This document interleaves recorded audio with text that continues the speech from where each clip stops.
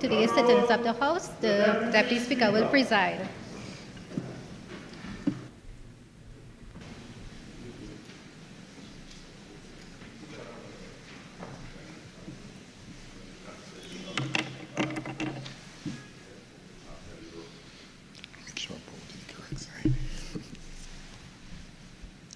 Almighty God, we give thanks to you, the creator of the universe, and humbly beseech you to direct and prosper the deliberations of the members of this House here assembled for the advancement of your glory and the trust and welfare of the people of Trinidad and Tobago.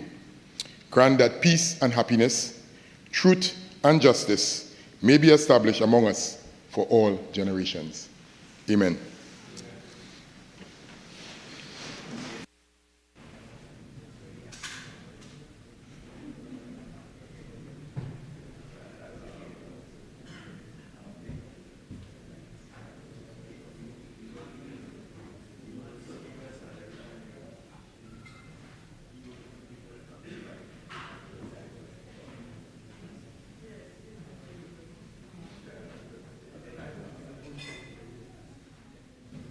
Oath or affirmation, announcements by the Deputy Speaker.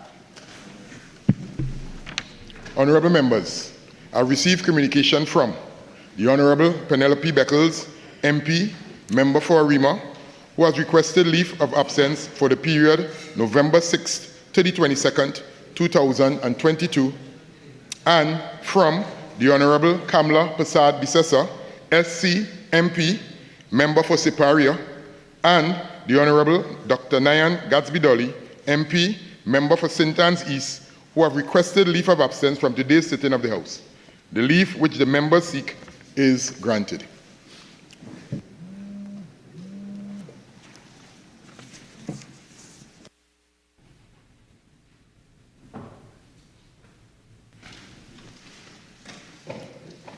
Honorable members, correspondence has been received from the President of the Senate, dated November 10th, 2022, which states as follows. Dear Deputy Speaker, re-establishment of the appointment of members of Joint Select Committees. Reference is made to the subject at caption. At a sitting held on Tuesday, November 8, 2022, the Senate agreed to the following resolution. 1.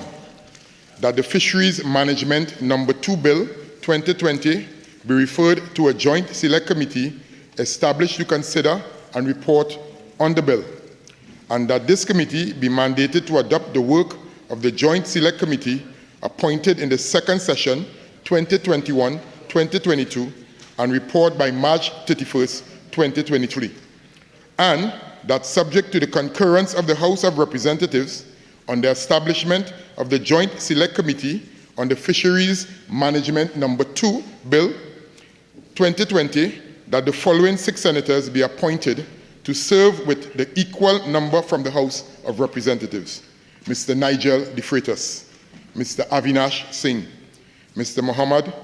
Mohammed Yunus Ibrahim, Mr. Anil Roberts, Dr. Varma Dial Singh, and Dr. Maria Dillon Remy. 2. That the Shipping Bill 2020 be referred to a Joint Select Committee established to consider and report on the bill. That this committee be mandated to adopt the work of the Joint Select Committee appointed in the second session 2021-2022 and report by March 31st, 2023. And that subject to the concurrence of the House of Representatives on the establishment of the Joint Select Committee on the Shipping Bill 2020, that the following 6 senators be appointed to serve with equal number of the House of Representatives: Mr. Randall Mitchell, Ms. Paula Gopiskun, Mr. Rohan Sinanan, Ms. Jerlyn John, Mr. Diurup Timal, and Ms. Sharice Sipasad. 3. That the Senate concur with the House of Representatives in the establishment of a Joint Select Committee to consider and report on the Representation of the People Amendment Bill 2020, and that the following 6 senators be appointed to serve on this committee: Dr. Amory Brown, Ms. Paula Gopiskun, Mr. Randall Mitchell, Mr. Wade Mark, Dr. Maria Dillon Remy, and Mr. Diorup Timal. Accordingly, I respectfully request that the House of Representatives be informed of these decisions at the earliest convenience, please. Thank you. Respectfully, Senator the Honorable Christine Kangaloo, President of the Senate. Bills brought from the Senate, petitions, papers. The Minister of Finance. Mr. Deputy Speaker, I have the honor to lay the following papers. The report of the Auditor General of the Republic of Trinidad and Tobago on the statement of recovery of expenses of the Ministry of Energy and Energy Industries for the year ended December 31st, 2021. And 2, the report of the Central Bank of Trinidad and Tobago with respect to the progress of the proposals to restructure CLICO, BAT, and CIB for the quarter ended June 30th, 2022. I beg to move that papers 1 and 2 be referred to the Public Accounts Committee.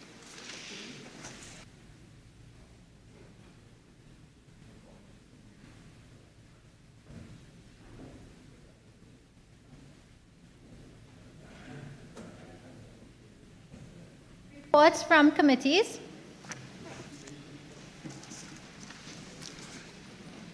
Member for Tobago West. Deputy Speaker, I have the honor to...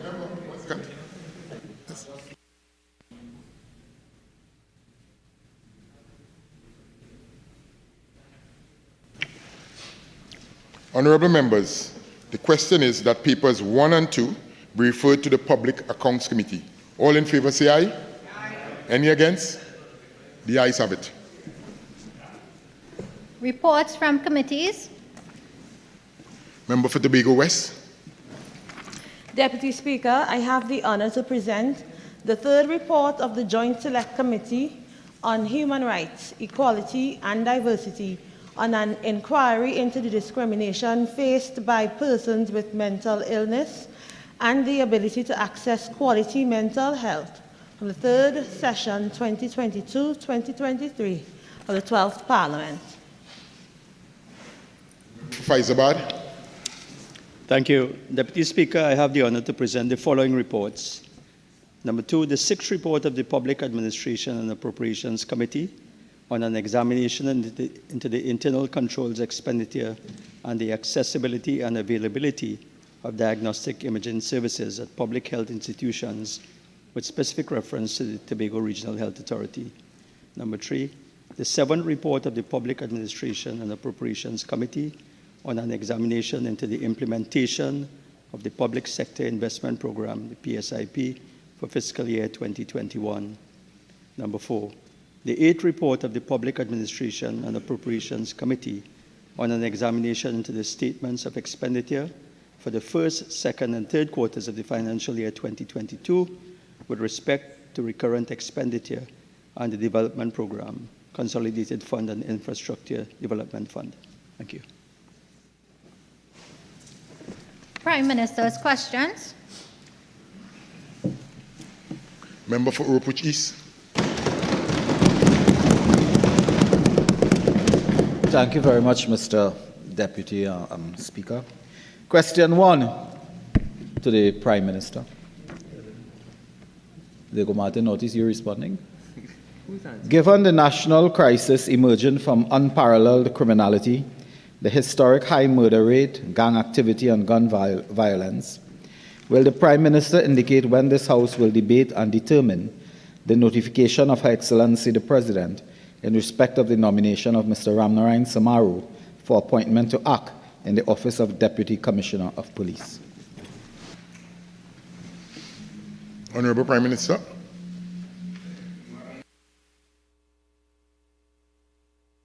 Member is not assisting us here because the member must know when this matter came to the Parliament that it reflected a request for Mr. Ramnarayan to act for a specific period of time. That period has since gone, as far as I'm aware, Madam Speaker. However, what happened was that the matter came to the Parliament on the 29th of June, and the Parliament went on recess on the 8th of July. So the 29th of, it came to Parliament on the 29th of June. Parliament went on recess on the 9th of July. And of course, there was no opportunity to debate the matter. And because the matter was a request for a specific number of days when the commissioner was on leave, this issue no longer arises. And the member is simply just being mischievous, because the member must know that if we were not able to debate it during the recess period when the Parliament was there, because the request was for a specific limited time, it cannot now be dealt with. And however, Madam Speaker, all members of Parliament and national community know that we have a commissioner, a police service commission in place, which is working assiduously towards filling these positions. And therefore, I do not know that there's any issue here which should detain us. Tell member for which is... Thank you very much. And just to correct, because the Prime Minister is not with us physically now, Mr. Deputy Speaker, I address you, Mr. Deputy Speaker.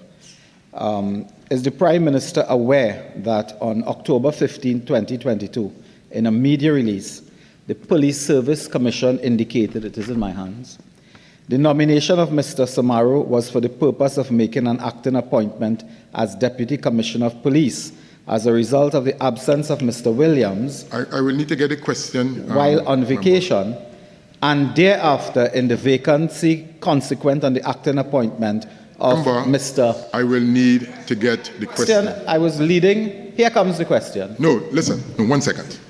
All right? Hold on, member. We have a procedure. We have a decorum that we entertain here. So I'm just asking for the question. The question is the Prime Minister aware that the notification sent to the President and relayed to the Parliament was for Mr. Samaru to act for Mr. Williams and thereafter for Mr. Jacob, who was elevated to act as Commissioner of Police? Are you aware? Mr. Prime Minister. Mr. Speaker, Mr. Deputy Speaker, that intervention by the member does not change what I have just said.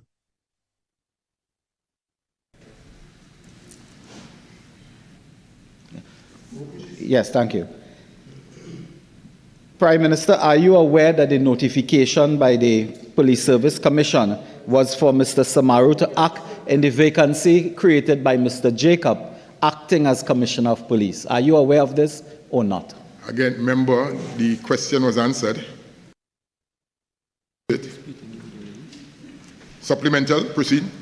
Prime Minister, are you disputing the media release of the Police Service Commission dated October 15, 2022? Mr. Prime Minister. My answer, that this matter never came on the order paper. And I do not take my timing from the media with respect to matters in the Parliament. Member. Mr. Prime Minister, are you aware on the order paper of July 7, 2022, the notification of Her Excellency on the appointment of Mr. Samaru was tabled on that order paper? Mr. Prime Minister.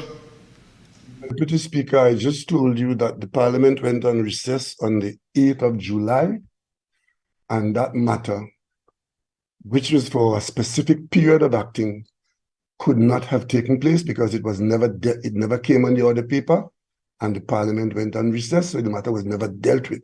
However, a new notification is expected in the Parliament to deal with the appointment of a Deputy Commissioner of Police. Member for Faizabad. Thank you, Mr. Deputy Speaker.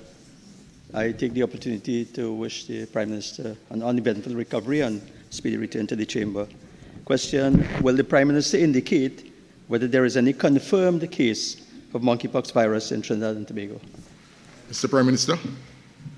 Thank you very much for your good wishes, colleague. No, I'm not aware of anything other than what the Minister of Health has said. And I, like everybody else in the country, we rely on the Minister of Health to tell the country what are the facts with respect to the health system. So if the doctors and the Minister of Health inform us that they've had no confirmation, as has been done, I have no other source of information to make a contrary statement. Member for Faizabad. Thank you, Prime Minister. Prime Minister, can you indicate where the government is in terms of procuring the vaccine for the monkeypox virus? Mr. Prime Minister. The Minister of Health has spoken on that matter, that the government is in fact in the, out in the international domain where vaccines may or may not be available, but efforts are being made. But I'd like to ask my colleague to put that question to the Minister of Health with notice, and we'll give him an appropriate answer in addition to what I've just said. Member for Couva South. Thank you very much, Mr. Deputy Speaker. Prime Minister, given the level of flooding experienced by citizens across Trinidad over the last 72 hours, what measures have been taken to help affected residents and citizens? Honorable Prime Minister. Deputy Speaker, the 14 municipal corporations have been activated by the Ministry of Rural Development and Local Government, as well as through the disaster management units of all these corporations. And on the instruction of the Prime Minister, a coordinating unit through Ministry of Works and Public Utilities, National Security, Housing and Agriculture, as well as ODPM, WASA, TNTEC, the Defense Force, the Municipal Police, National Quarries Company, and SWIMCOL have been made available to provide relevant and requisite relief to affected persons. Advisories on the state of watercourses and communities have been made available and disseminated basically on an hourly basis. And the Ministry of Social Development and Family Services continues to work collaboratively with members of Parliament and councillors to provide temporary food relief to those who lost food supply as a result of the flooding. The ministry is also working with the ministries mentioned to make disaster assistance grants available where citizens qualify for such grants. Supplemental, member for Couva South. Thank you very much, Prime Minister. Given the information that you have just provided, could you tell this House how many homes and how many citizens have been impacted based on you being the head of the government of Trinidad and Tobago? Honorable Prime Minister. I might be the head of the government, but I'm not the fond of all information. If you need that level of specificity, I would advise you to put that question to the relevant minister who might be able to assist you with that. Supplemental, member for Couva South. Thank you very much, Mr. Deputy Speaker. Prime Minister, given again the brief you would have received, could you inform this House how many bridges and roadways have collapsed and what your government plans to do in terms of immediate restoration of these collapsed roads and bridges? Prime Minister. The answer to that question is absorbed in what I just said, that you would have noticed that the Minister of Works and Transport and the Minister of Local Government and Rural Development are involved, and any road or bridge which would have collapsed would have formed part of the assignment of immediate attention once the water has subsided. So that is as much as I can tell you now. And again, if you need that level of specificity and matters dealing with what will happen when the water subsides, the Minister of Local Government and the Minister of Works, who are out there as frontline ministers, will be able to assist you further when the time comes to report on that. You'll give way to, go ahead, Couva South. Thank you very much, Prime Minister. Given the fact that the government received a total of US $5.84 million or $39.42 million from the Caribbean Catastrophe Risk Insurance Facility for rainfall that recently impacted upon Trinidad and Tobago, could you inform this House whether the government will set aside a portion of this money to provide immediate financial relief to the hundreds of thousands of persons who have been impacted by the flooding. Honorable Prime Minister. Mr. Deputy Speaker, the member must know that when government receives money like that, it falls into the fungibility of the consolidated fund. The money is not targeted to give to individuals because the government spends money whether or not it comes from this insurance source. And therefore, the insurance money will come back into the consolidated fund as the government continues to spend without limit to this fund, to this inflow, to the consolidated fund. So whatever relief is to be provided to members, citizens, will be provided from the consolidated fund through the various ministries. And this insurance is simply a matter of the government getting back some money for what it would have spent in this instance. So it is quite misleading for the member to come here and try to give the impression that this fund is for distribution to persons who are affected, with the fund being directly used and identified for that purpose to those individuals. Member for Couva South, follow-up question. Next question. Thank you very much, Mr. Deputy Speaker. Prime Minister, will the Prime Minister inform this House of the root causes of last Monday night and Tuesday morning power failures, which knocked out power supply in areas from east to west, as well as the southern western part of Trinidad? Honorable Prime Minister. Mr. Deputy Speaker, at 22:05 on Monday, 7th November, the TGU unit suffered simultaneous trips on steam turbine number 20 and gas turbines number 22 and 23. Consequently, there was a loss of generation of 230 megawatts, which resulted in an under-frequency load shedding event. A total of 39 12 kV feeders, which is approximately 16% of TNTEC's customer base, were shed throughout Trinidad from stage A and stage D of TNTEC's customers. Restoration of supply to customers commenced at 22:09. At 22:36, supply was restored to more than half of all affected customers, and at 22:40, the supply to all affected customers was normalized. At 200 hours on Tuesday, 8th November, the TGU plant suffered a trip on steam turbine 10. Consequently, there was a loss of generation of 135 megawatts, which resulted in an under-frequency load shedding event. A total of 23 kV feeders, approximately 10% of TNTEC's customer base, was affected throughout Trinidad, and they were shedding on stage 3 and stage 4 of TNTEC's under-frequency load shedding scheme. Restoration supply to customers commenced at 2:08 hours. Trinity Power number 3 was synchronized, the system at 22:04 hours, and all customers were back on supply at 22:06 hours. Member for Couva South. Thank you very much, Prime Minister. As the head of the government of Trinidad and Tobago, could you inform this House what mechanisms or what measures are being pursued by the government which you lead to ensure that this recurrence of power outages does not continue to inconvenience the citizens of Trinidad and Tobago? Mr. Prime Minister.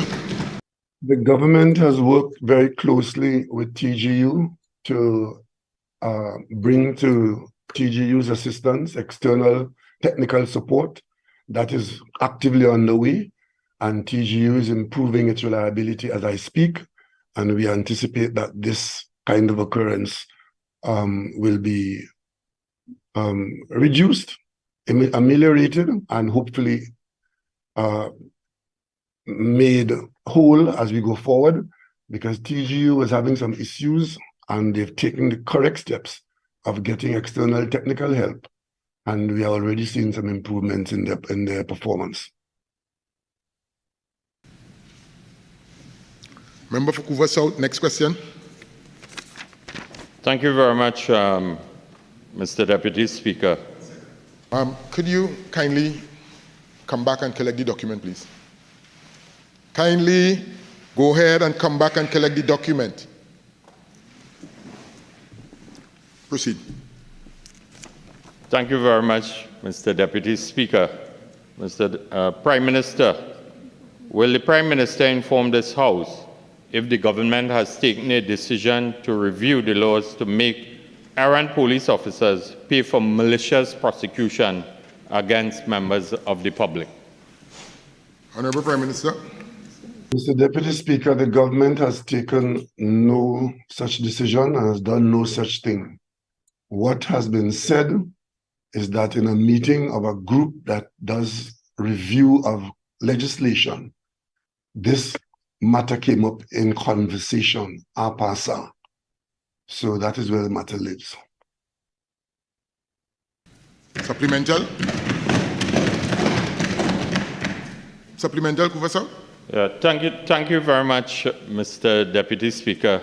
Based on the Prime Minister's revelation that this came out in Apasa, could the Prime Minister definitively indicate to the association which represent First Division officers and the police representing the First Division officers and also the police social and welfare association that indeed if such a decision is being pursued by the government, they will be engaged in consultation before any concrete decision is made?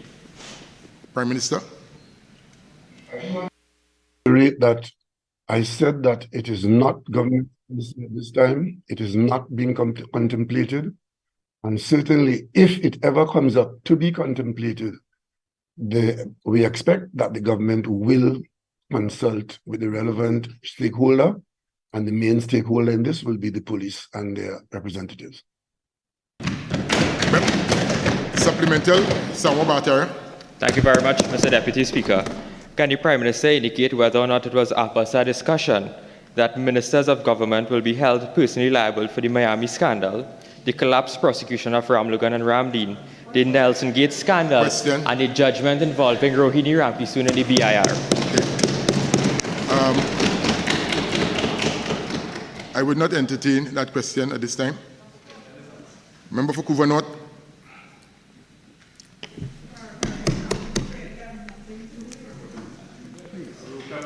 Couva North. Couva North. Thank you, Deputy Speaker. In light of the latest CSO data reflecting the significant increase in the price of food and non-alcoholic beverages, will the Prime Minister inform the House as to the measures his government has taken to halt any further escalation in the price of food and non-alcoholic beverages item in Trinidad and Tobago? Honorable PM, Honorable Prime Minister. Mr. Deputy Speaker, the government has continued to provide targeted support to the most vulnerable and affected segments of our society during these challenging times, and to do what is possible given our economic circumstances. With respect to cost reduction, there has been a VAT removal in 2021 to minimize the impact of rising food prices. In November 1st, 2021, you recall, Mr. Deputy Speaker, that the government expanded the list of basic food items that are exempt from VAT. This measure resulted in zero rating of thousands of stock and on basic food items. There has also been a suspension of the Common External Tariff, the CET, and the government has pursued this matter on a list of over 20 basic food items. These items were approved at the level of CARICOM in accordance with Article 83(3)(b) of the revised Treaty of Shagaram as implemented at the national level for a period of January 1st, 2021 to December 31st, 2022. These items include salted fish, canned fish, cheddar cheese, canned corned beef, fresh frozen French fries, milk and cream, refined sugar, preparations for infant use, soybean, and other types of oil for cooking. With respect to the availability of foreign exchange, the government has ensured that the Exim Bank is well funded to provide adequate and timely funding of $1.2 billion US available to manufacturers and importers of essential goods through the Exim Bank foreign exchange window to facilitate financing of food, to ensure that importers of food, basic food items which have to be imported, do not have excessive costs because of unavailability of foreign exchange. And of course, we have taken steps to increase local fresh food production and encourage the consumption of such local fresh foods. Supplemental, Kuvanot. Thank you, Mr. Deputy Chair. Honorable Prime Minister, in light of your response, can you advise this House if your government is willing to remove a VAT on all 7,000 food items that were removed when Honorable Kamala Persad-Bissessar was the Prime Minister of Trinidad and Tobago? Honorable Prime Minister. No, the government does not intend to do that, because in that 7,000 were a large number of what is considered unessential luxury items, which were benefiting from a reduction in VAT. And we see no benefit in the country reducing VAT to increase the import of luxury non-essential items. That is the action of a populist, irresponsible government, and that government is not in office today.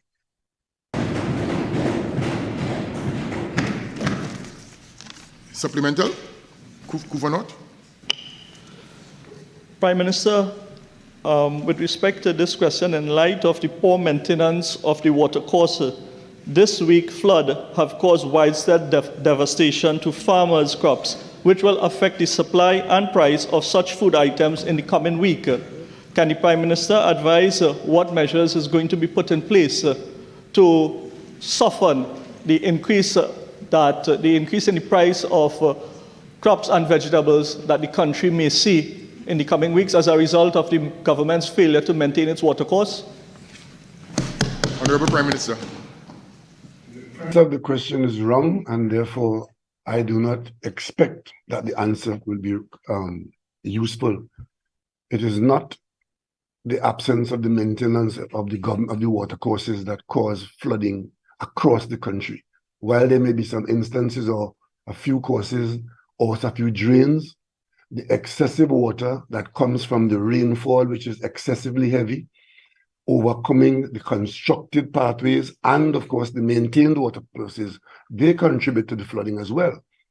And what we anticipate is that we will take every step possible to restart the agricultural production after, and we expect that those who have not been flooded out will not take the opportunity to price gouge as the shortage occurs in the situations where some farmers have lost their crops. So we will expect that the market will be reasonable and that the buyers will be aware of what is happening in the marketplace. But production will be encouraged, especially where in the case of vegetables and so on. State whether the government will seek to swiftly pay farmers their flood compensation so that these persons who are responsible for our nation's food security can receive some immediate relief to reinvest into the cultivation of their crops.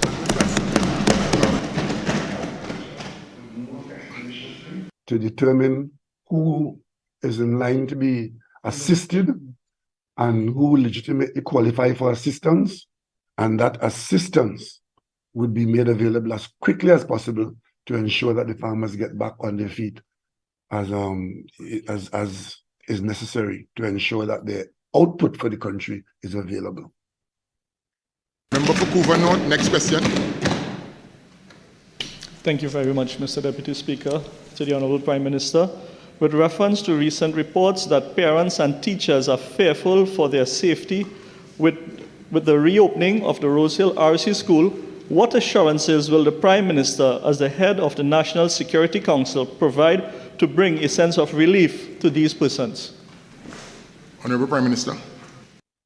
The matter has been addressed by the Trinidad and Tobago Police Service and the Minister of National Security, and there has been increase in the number of police patrols and the presence of law enforcement, police and defense force personnel in the neighborhood, providing comfort and security to the persons there while seeking to suppress the behavior of miscreants and lawlessness with respect to the use of illegal firearms in the general neighborhood. I want to remind the member that it is the police service that has the legal responsibility to do this, and the Commissioner of Police has spoken at length on what the police is doing, and we know and can confirm that the police is doing what they say they will do. Supplemental, Hoover North. Can the Prime Minister advise if consideration is being given to the establishment of a mobile police post in closer proximity to the school? Honorable Prime Minister. That is a matter for the Commissioner of Police, and the Commissioner of Police did speak publicly on this matter, indicating that given the way that the area is being patrolled and being secured, that it is not the intention of the police service to establish a static police service on the site, but the increase in the patrols and the heightened awareness of the neighborhood activity is how the police intends to respond. Hoover North, next question. Hoover North. Thank you very much, Mr. Deputy Chair. To the Honourable Prime Minister, will the Prime Minister advise whether it is the policy of this government to impose a fee charge on religious institutions for the use of community centres to conduct religious services? Honourable Prime Minister. There is no encouragement of the use of community centres for conducting religious services. The community centres are available for general community activities, and if a religious body wants to conduct an activity in the community centre, they will access it in the normal way of other activities. But to open community centres for every Tom, Dick and Harry to come and conduct church services is going to run counter to the letter and spirit of the use of the community centre and would create discord in the community.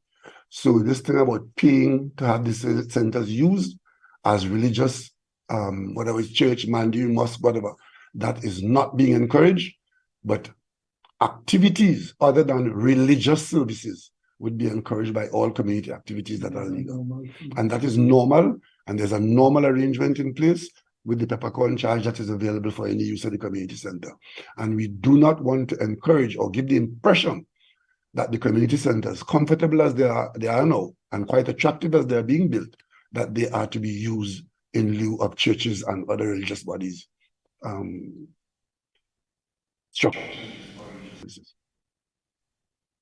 One second. Honourable members, the time allocated for Prime Minister's questions has now expired. Urgent questions. Member for Princestown.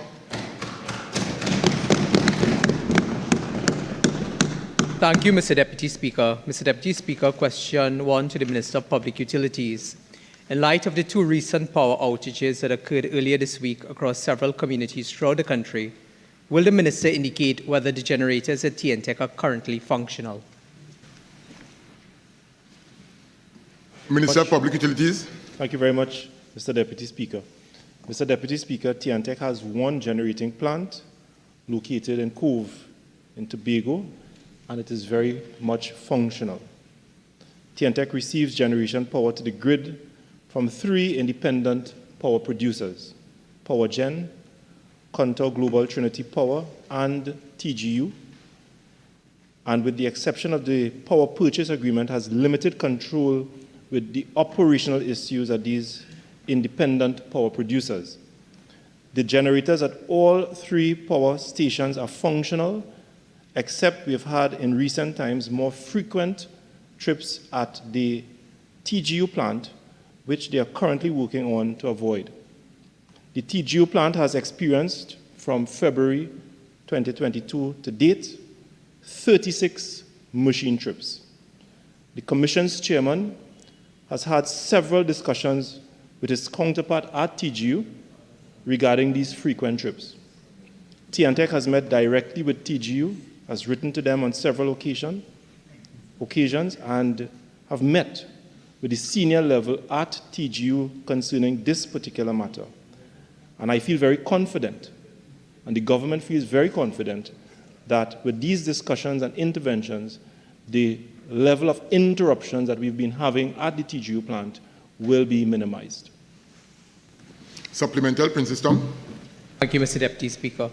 Honourable Minister, in light of the public utterances made by the General Manager of TNTEC with respect to the availability of fuel for power generation, can you indicate whether or not TNTEC has made any representation to the Ministry of Public Utilities with respect to the relationship between NGC and TNTEC for fuel to be provided? Minister of Public Utilities. I'm not too sure if I understand the question, Mr. Deputy Speaker. I had taken note of the responses provided to the population by the General Manager of TNTEC, which in my view is very truthful. I can't say it is not the availability of gas is the problem. It is the fact that because TNTEC is minimizing the cost of spinning reserves on the Commission has taken appropriate action to minimize the amount of spinning reserves, to reduce the cost on the Commission. Now we have to understand that with increased spinning reserves, Mr. Deputy Speaker, it is costing the Commission significant amount. The level of disruptions that we are experiencing from the independent power producers, which of course is outside of TNTEC's control, and the lowering of the spinning reserves, it is causing the level of disruption that we're having in recent times on the distribution grid. Supplemental, Princess Tom. Proceed. Thank you, Mr. Deputy Speaker. Again, Minister, in light of the utterances made by the General Manager of TNTEC, as it relates to TGU in particular, having their own challenges, government's dependence on TGU to provide that support to TNTEC at this time in light of the fault lines that occur from time to time, can the Minister indicate whether or not he's satisfied that the dependence on TGU would bear fruit and that there are no alternative areas that government is exploring in terms of other avenues that will be able to ensure that there's a proper supply at all times without interruption? Great question. Great question. Minister of Public Utilities. So, Deputy Speaker, TGU is one of the most efficient plants that's producing more electricity and power when compared to the other two independent power producers. As I've indicated, the discussions between TGU, the Ministry of Public Utilities, as well as the Trinidad and Tobago Electricity Commission to reduce the level of interruptions that we're having from the TGU plant and the additional support that the government of Trinidad and Tobago is giving to TGU. I feel very confident, the government feels very confident that the outcome of the recent interventions that we are making, it will reduce the level of interruptions emanating from the independent power producers, and that customers, the citizens of Trinidad and Tobago, will see and hopefully will see a reduction in the level of interruptions that we're having on the distribution grid. Member for Urupuch East. Thank you very much, Mr. Deputy Speaker. To the Honorable Prime Minister, given that UDCOT falls under the Office of the Prime Minister, will the Prime Minister state the exact nature of the cause of distress and disrepair of infrastructure at the Red House that has caused the dislocation of sittings of the House of Representatives from today? Honorable Prime Minister.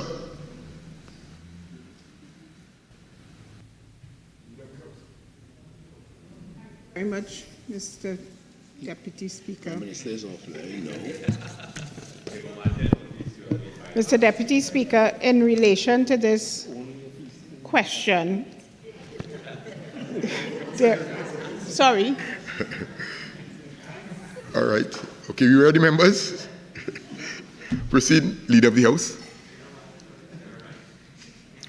Thank you very much, Mr. Deputy Speaker. Mr. Deputy Speaker, The information that we have is that UDICOT is at present dealing with this issue in conjunction with the Office of the Prime Minister.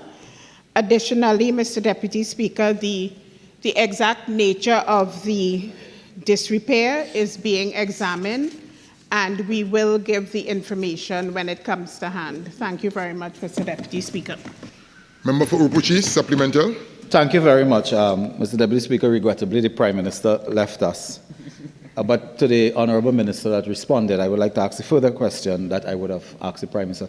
Member, do you think this is acceptable given the bill of $441 million paid to refurbish and repair the Red House and the fanfare undertaken to open this facility just 2 short years ago? Do you think this is acceptable today, that we had to move from one venue to the other to facilitate sittings of the House of Representatives? I will not entertain that question, Honourable Member. Supplemental, proceed. Now, my first supplemental. Mr. Deputy Speaker, to the member, do you have at this time any time frame within which the required work can be undertaken and completed so that members of the House of Representatives will no longer be asked to squat in the Senate chamber? Deputy Speaker, Member. given the fact that for 10 years we were squatting in our seat because of the fact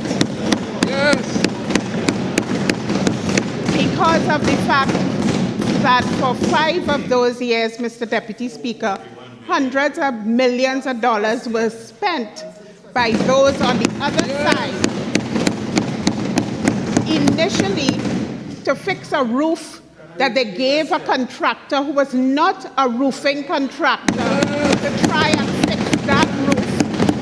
And Mr. Deputy Speaker, given the fact that we were under tarpaulin in this Red House, Mr. Deputy Speaker, those on the other side should be grateful that we were able to repair the Red House in a short space of time, to the extent that we now have 2 chambers, and we can use this chamber while the other chamber is being repaired. And given the fact, Mr. Deputy Speaker, that for many, many years, a contractor was paid to fix. We must be grateful for shoddy. And nothing was done during that period. I think those on the other side should be grateful that we have 2 chambers and we can now use this chamber. Member.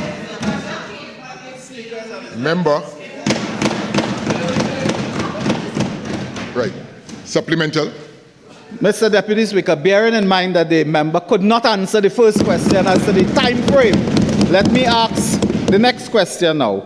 Are you aware that for 7 years your administration has undertaken to fix and complete this facility, boasted of $441 million, and today, even in the chamber we are sitting in, we see mold at the top there, and we may have to go to a community center where they may charge a fee according to Couva North in the short term? Are you aware of that?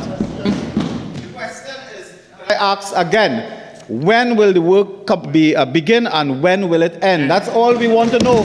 We don't want to know about the last 7, 10, 20 years. Okay.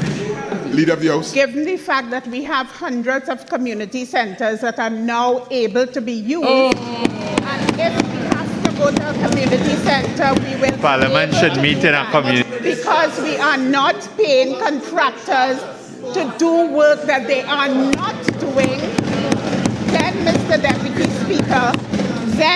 Deputy Speaker, we will... Could members, a question, member for Couva South, a question was asked, so let's hear the answer. Mr. Deputy Speaker, those on the other side will not tell me how to answer a question. I will answer the question in the manner that I deem fit. And Mr. Deputy Speaker,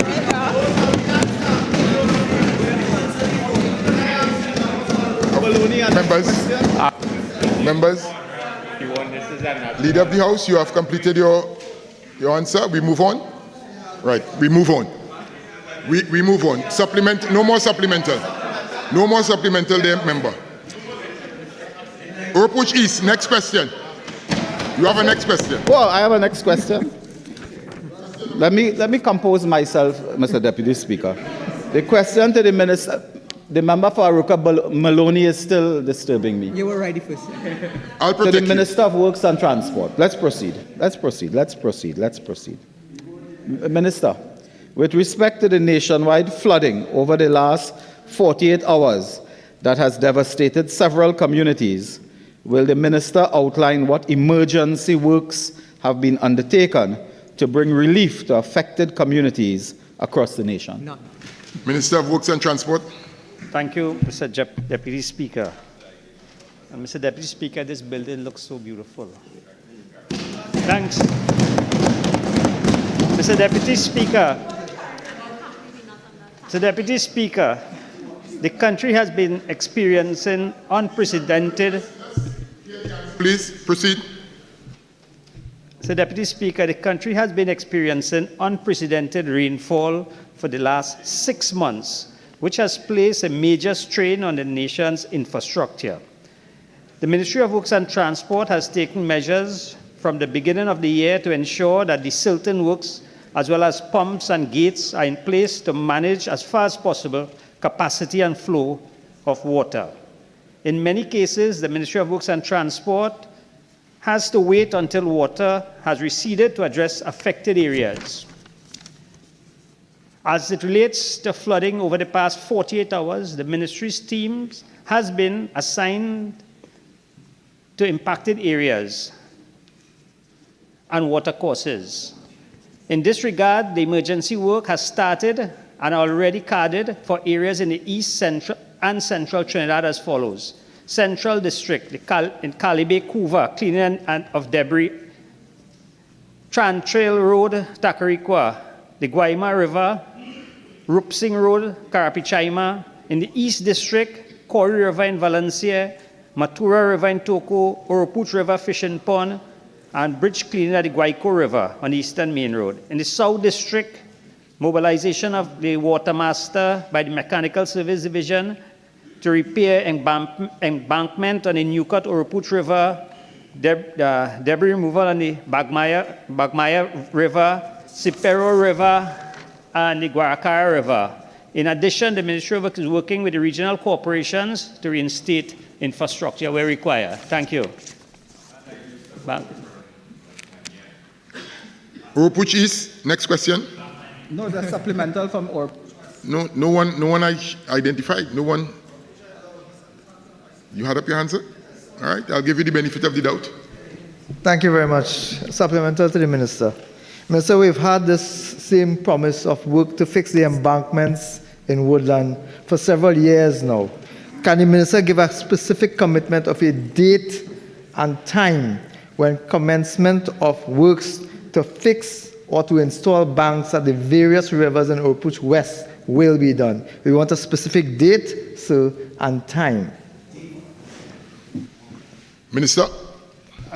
Mr. Deputy Speaker, I think the Member of Parliament for the area, if he is on the ground in the area, he will see that banks have been repaired on that river, not only by the Ministry of Works and Transport, but also by Heritage, who have been doing work in that river. So there is ongoing work, and this work will continue until the problem has been finally solved. Thank you.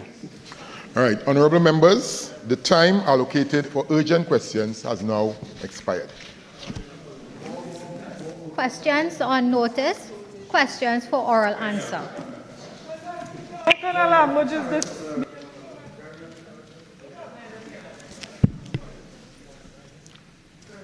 Honorable members, by letter dated November 11th, 2022, and in accordance with Standing Order 2914, the member for Caroni East has requested that House of Representatives question number 22, listed on today's order paper, be withdrawn. Leader of the House. Thank you, Mr. Deputy Speaker. Mr. Deputy Speaker, there are therefore 17 questions for oral answer. We will be answering 16. We are asking for a deferral of question 15 for 2 weeks. There are no questions for written response.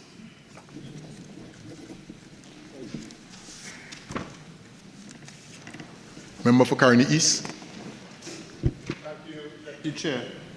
Question number 18 to the Minister of Education. Minister in the Ministry of Education.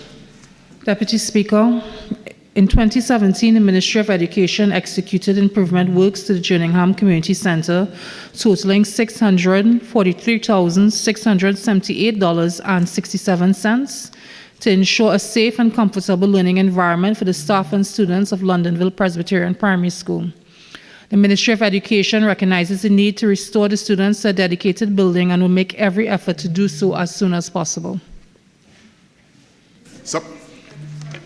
One second. That the member for Dabadi O'Meara is the acting Minister of Education. My apologies, and just for the records, acting Minister of Education. Kindly proceed, Caroni East. Thank you, Deputy Chair. Minister, will the government consider paying for the transportation to and from school for these students, as it's quite a distance where the original school was and where the community centre is currently located? Acting Minister of Education. Deputy Speaker, I will not be able to answer that question at this time. Supplemental, Caroni East. Thank you, Deputy Chair. Will the ministry allow the school to use the second floor to allow classrooms to be of a reasonable size? Minister of Education acting. Deputy Speaker, I am unsure regarding the reasonable size, so I cannot answer that information. I cannot answer that question as yet, but I cannot answer it as yet. Thank you. Supplemental, Caroni East. Will the ministry build a sick bay for the school to allow ill students to be quarantined away from the student population? Minister, a sick bay. Ask the question again. Yeah, the school does not have a sick bay, the community centre. Will the government build a sick bay for the school to allow ill students to be quarantined away from the student population?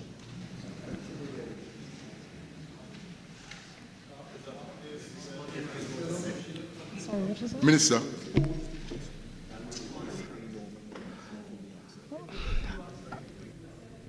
I'm asking for the question to be posed on notice in a normal manner so it could be answered.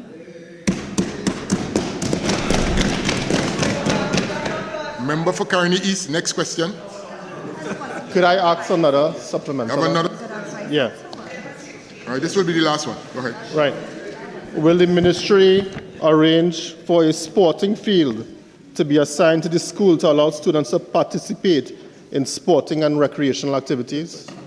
Minister. Deputy Speaker, the same answer as before.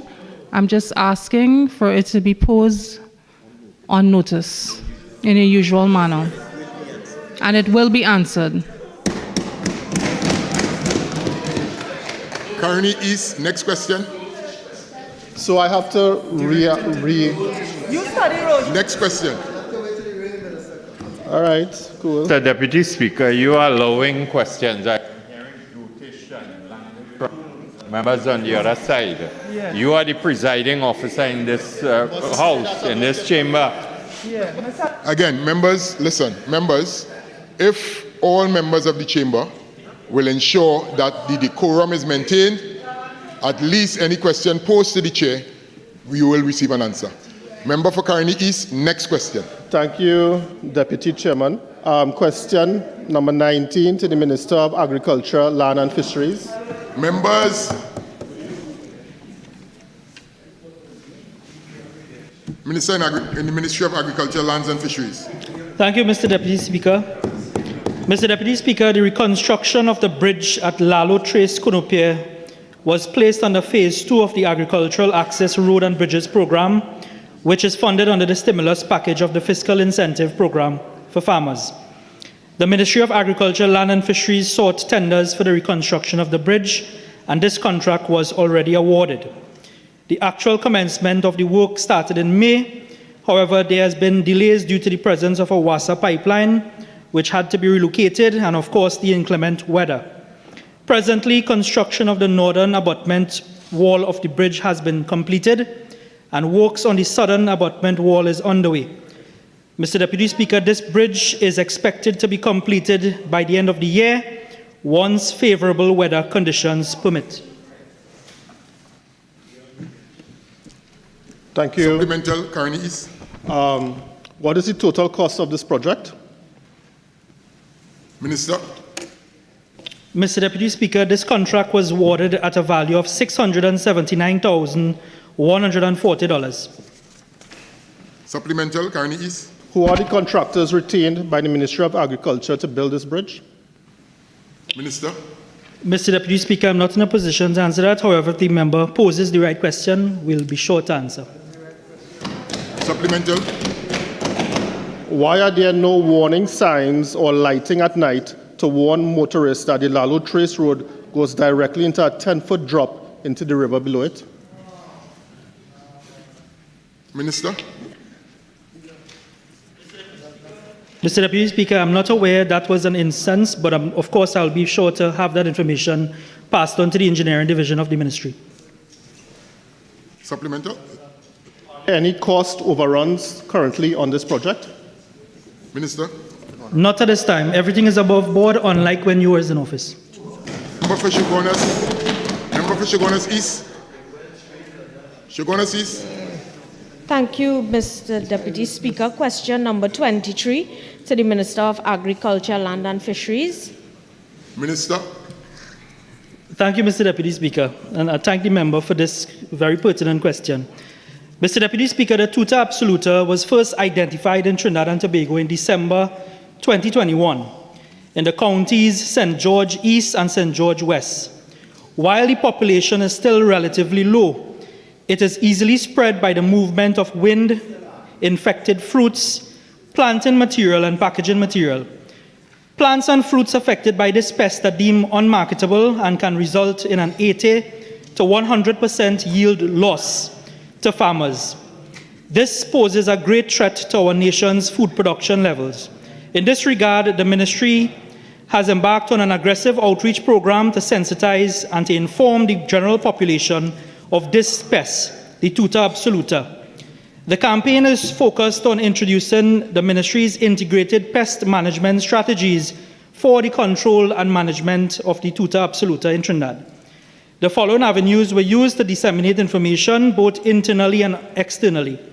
We had awareness sessions. These were conducted to all frontline ministry personnel and stakeholders, media platforms such as Facebook, live, radio, television interviews, the ministry's webpage and printed publications in the daily newspapers were also utilized. On September 6, 2022, the ministry introduced an integrated pest management approach for the control and management of tuta absoluta in Trinidad, and this was done via radio interview again in September 13th, September 9th, and 14th.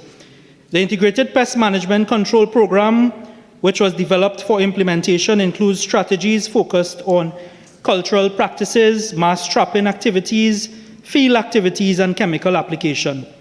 The Ministry's ongoing activities for the management and control of this pest include advising its stakeholders, monitoring infested farm fields, and collaborating with international agencies for technical cooperation and funding. For the plan of action directed to infested fields, 800 units of pheromone supplies have been procured to aid in the surveillance, monitoring, and mass trapping activities, and this costed $35,000. The Ministry is presently awaiting the arrival of the shipment to implement that program. Further activities will involve conducting surveys, surveillance, and monitoring activities in the fields. Honourable Member, your time has expired. Supplemental.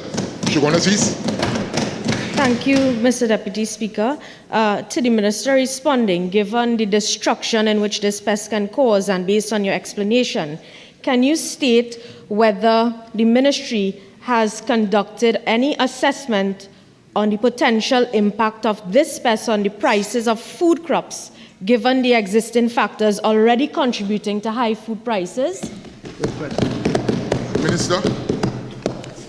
Thank you, Mr. Deputy Speaker. Yes, as part of the integrated pest management program. It also involves extension officers going out to all farmers because this pest tends to affect mainly pimentos and hot peppers, and of course all members would know that commodity is highly traded on the international markets, and of course it's a economic loss if this pest gets out there. So we are doing everything in our power to ensure that it doesn't spread, and hopefully with the implementation of this integrated pest management program, it reduces the impact to the farmers. Thank you. Supplemental, member for Couva North. Thank you very much, Mr. Deputy Chair. To the Honourable Minister. Minister, farmers who spot the pest in their field and are required to destroy their plants, can you indicate if it is that the ministry has any compensation plans in place for these farmers who will lose their entire produce as a result of having to destroy for the presence of this pest? Minister. Mr. Deputy Speaker, destroying the entire field is the last resort for farmers because of the nature of this pest. And hence, in my initial response, the integrated pest management approach is being pursued by the ministry. So at this time, no compensation is being considered. Supplemental, member for Couva North. Thank you very much, Deputy Speaker. And it's really sad that no compensation is being put in place. They have abandoned the farmers once again. However, with respect to the 800 traps that are to be received, can the Minister advise when these sticky traps are going to be made available for the farmers to utilize in their field? Minister. Thank you, Mr. Deputy Speaker. As I've said in my response, it's procured and it's on the way. It's being shipped, and I can't say exactly when, but it's on the way. So this is something we expect to receive in due course. Member for Naparima. Thank you, Mr. Deputy Speaker. Question number 26 to the Minister of National Security. Minister of National Security. Thank you very kindly, Mr. Deputy Speaker. Mr. Deputy Speaker, based on information received from the Commissioner of Police, the investigation into the incident at sea involving the Trinidad and Tobago Coast Guard and a Venezuelan vessel on Sunday, February 6, 2022, which resulted in the death of a child, remains ongoing. In this regard, while the firearms and the projectile involved in the incident have since been seized and analyzed by the Trinidad and Tobago Forensic Science Center. Further, the Trinidad and Tobago Police Service has completed its investigation into the incident and is in the process of seeking the advice of the DPP. I thank you. Supplemental, member for Naparima. Thank you. Given that the incident occurred on the 7th of February and on the 14th of June, Loop News indicated to the minister that the minister said the investigations are ongoing. 25th May, ongoing. Could the minister explain the sloth and incompetence of the ministry with respect to such an important incident with international implications? Minister of National Security. Mr. Deputy Speaker, I am to be guided by the facts as made available to me by the Commissioner of Police and not any news. I have indicated that the matter has been investigated and the police are now interfacing with the DPP for further advice in the matter. Supplemental, member for Urupuchis. Thank you very much to the very distinguished Minister of National Security. Could the minister indicate to his knowledge at this time whether any of the Coast Guard patrol vessels are operational at this time? I will not entertain that question at this time. Supplemental, Naparima. Could the minister indicate, based on the information available to him, whether the government has taken interim action to prevent such a reoccurrence of such an unfortunate incident? Minister of National Security. Mr. Deputy Speaker, the Trinidad and Tobago Coast Guard and all other agents of agencies of national security are populated with trained, skilled, experienced professionals. The government continues to make opportunities for training available to all our officers, all of the divisions of national security, locally, regionally, and internationally. The government's effort is to ensure that they have the resources that they need to perform optimally and professionally. And that's as far as the government can go, Mr. Deputy Speaker. Supplemental, Naprima. Is the minister aware that no vessels are operational at this time? And the minister boasts about the training and whatnot. Are you satisfied with one, the maintenance and the operation of the expensive vessels that we give to the Trinidad and Tobago Coast Guard? Overruled on that question. Naprima, next question. Thank you, Mr. Deputy Speaker. Question number 28 to the Prime Minister.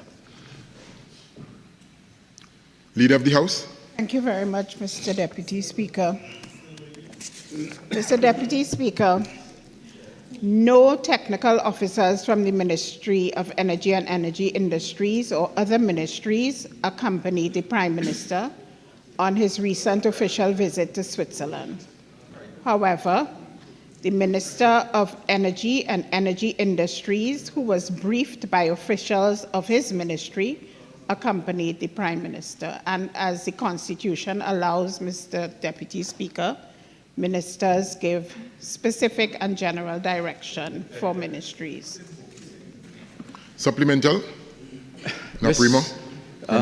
The minister who spoke for the Prime Minister, do you not think it disgraceful and shameful that you go to negotiate with technical people from international agencies and you do not have technical staff in order to give you current information as information is presented to you in these meetings? And the question is? Do you not think this is not with best practice, managerial practice, not to have technical expertise readily available to you so while you are discussing with technical experts from multinational companies? Leader of the House? No. I did not recognize you. Leader of the House? Oh. Sir? What? Oh, sorry. No. Would the minister not agree that we are in for another debacle as occurred when the prices to the upstreamers and downstreamers were negotiated in Houston, which led to the collapse of the energy industry in Trinidad and Tobago? Question, member? Yes, the question, are we in for another debacle as occurred in Houston when we negotiated without technical expertise, and that led to the collapse of the energy sector, Trinidad and Tobago? Will not entertain question. Member for Mayaro. Thank you very much, Mr. Deputy Speaker. Question number 29 to the Minister of Digital Transformation. Minister of Digital Transformation. Thank you, Mr. Deputy Speaker. Digital society is one of the three pillars of digital transformation that have been identified by the government, and the other two being, of course, digital economy and digital government. Digital society seeks to ensure that everyone in Trinidad and Tobago benefits from digital technology and that no one is left behind. There are some key elements of this, and this includes access to affordable broadband, and that's broadband internet as a public good, similar to other essential services. And the ITU, in its Global Connectivity Report of 2022, defined meaningful connectivity as safe, satisfying, enriching, productive, and affordable online experience for everyone. So during fiscal 2022, work was ongoing on several initiatives to deliver broadband as a public good, and these included the launch of the first major universal service project in August of this year, which is to provide broadband internet to underserved communities of Palatovere, Bloody Bay, Lansome in the St. John's Parish of Tobago. This involves providing internet through fiber optic cables and is the first of many initiatives that will be funded through Universal Service Fund. And this is, of course, administered by the Telecommunications Authority of Trinidad. They also have been involved with Persons with Disabilities Initiative, championed again by them, which really subsidizes the acquisition of mobile devices to members of the different disabled community in order to facilitate access to mobile internet and a growing number of apps, of course, that they can use. The continued expansion of the national TT Wi-Fi initiative that provides internet access to citizens in public spaces. And as of 1st of October 2022, TT Wi-Fi is available in a total of 99 locations. That will be 23 public libraries, 12 transport hubs. There are some primary schools still without direct connectivity, so we have 48 of them connected, and 16 health centers. The Wi-Fi rollout will continue with the remaining 114 institutions, hopefully by the end of calendar 2023. There's a community ICT Access Center program, which I spoke about in a previous incarnation, a different place, and it speaks to the expansion and upgrade of community ICT program during 2022. We refurbished 6 of the existing ICT centers, 6 additional ones were opened, and those are in places spread out across the country, and we have approvals for 32 more in this fiscal. As far as digital literacy is concerned, National ICT program to increase the digital IQ of citizens. There was a pilot of a program we partnered with the YTEP, and this was to improve the digital literacy of all citizens in Trinidad and Tobago so that they can become more comfortable with the technology that we're rolling out. The pilot included 1,100 participants, and they range in ages from 18 to 70 years old. The program was well received. It was fully subscribed within hours of being advertised, but it is important to note the demographics. 25% of the applicants were between ages 18 and 25. Just 30% were between 31 and 40. And the largest number of applicants coming from an area was in South Trinidad, and that was 30%. The successive phases of this we will roll out depending on the learnings from this initial pilot. As far as impact on digital sectors, the digital society is not really about empowering sectors, but instead about empowering citizens to have widespread access to technology and equip them to leverage technology in a manner consistent within their particular and specific needs. The digital readiness assessment that was conducted in 2021 identified 3 opportunities for growth in human capital. They are improved access to digital infrastructure, hence the Access Wi-Fi program, access to end-user devices, which is being handled in a number of places, but including the fact that you could go to these ICT centers without any device or any knowledge, and people will be there to help you, and training and education, which we're doing through the pilot project, which I just described. The government is targeting each of these areas as an independent component, including, Mr. Deputy Speaker, the Digital Society Program comprises a series of ongoing activities that are designed to contribute to the outcome of a completely connected Trinidad and Tobago and a national community that is fully equipped, capable, and eager to make the best use of the many opportunities offered by digital technology. This is an ongoing process. I thank you, Mr. Vice President. Supplemental member from Yarrow. Thank you, Mr. Deputy Speaker. Minister, based on one of your earlier commentary that you expect the digitization process to roll way into 2025 or beyond, what are some of the challenges that you are currently facing as minister in your ministry that would create that issue beyond 2025 going forward? Minister. Thank you for the question. The challenges are not really specific to the ministry. Any type of transformation, in particular in this case digital transformation, revolves around 4 main pillars. And they include people, process, plant and machinery, or the technology and legislation. You would understand that all of those represent their own challenges. Changing people and the culture and the way in which they have to interact with these solutions represents a training thing, it represents communication, and it also represents trying to find ways to build trust. The process side of it is to move, to get people to understand they have to transition from analog and older type of processes to new digital processes that are aligned with digital technology. As far as the technology itself, the implementation of that and the convincing of the ICT community in Trinidad and Tobago to move to things like cloud, understanding that blockchain and things are things that we have to use now. And that communal data is something that that transition also is going to take some time. And lastly, the legislative piece, which we work through here all the time. You would understand that some of these changes would require constitutional or special majorities, which we seem to be unable to convince the opposition to support us. Supplemental, Mayaro. Mr. Deputy Speaker, Minister, in your response, you mentioned people. Would the fact that based on the Standing Finance Committee reports that you were short of 42 contract positions in your ministry, is that part of the challenge? And what are you planning to encourage your government to do about that? Thank you. One of the key components of digital government is that it is, one, highly efficient, but also it represents one of the least expensive ways to operate a government. The number of contract places that we have not been able to fill is not necessarily representative of a challenge that we cannot overcome, because there are other ways to do that. But if you want to have a sustainable and continued approach to doing this, some of those positions would have to be filled. But there are other ways around that, and we can incorporate different types of models of utilization of resource to get to that point. Member for Mayaro, supplemental, Kuvana. Proceed. Can the Honourable Minister advise when the Ministry is going to establish its webpage?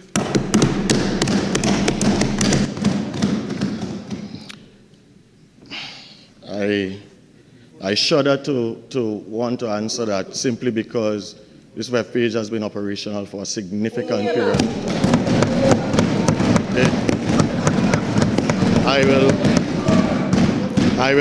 I will further add that it was built in-house by people within the ministry, not utilizing templates or otherwise, but purely local people. It was certified and its certificates are secure, and it has been operational and has not failed since its inception and building. The question was not when. The question was not when. The question is if one exists, and I can assure you that it does. If you use your devices, I am absolutely sure. If you go to MDT, you will find it there. Search and find it.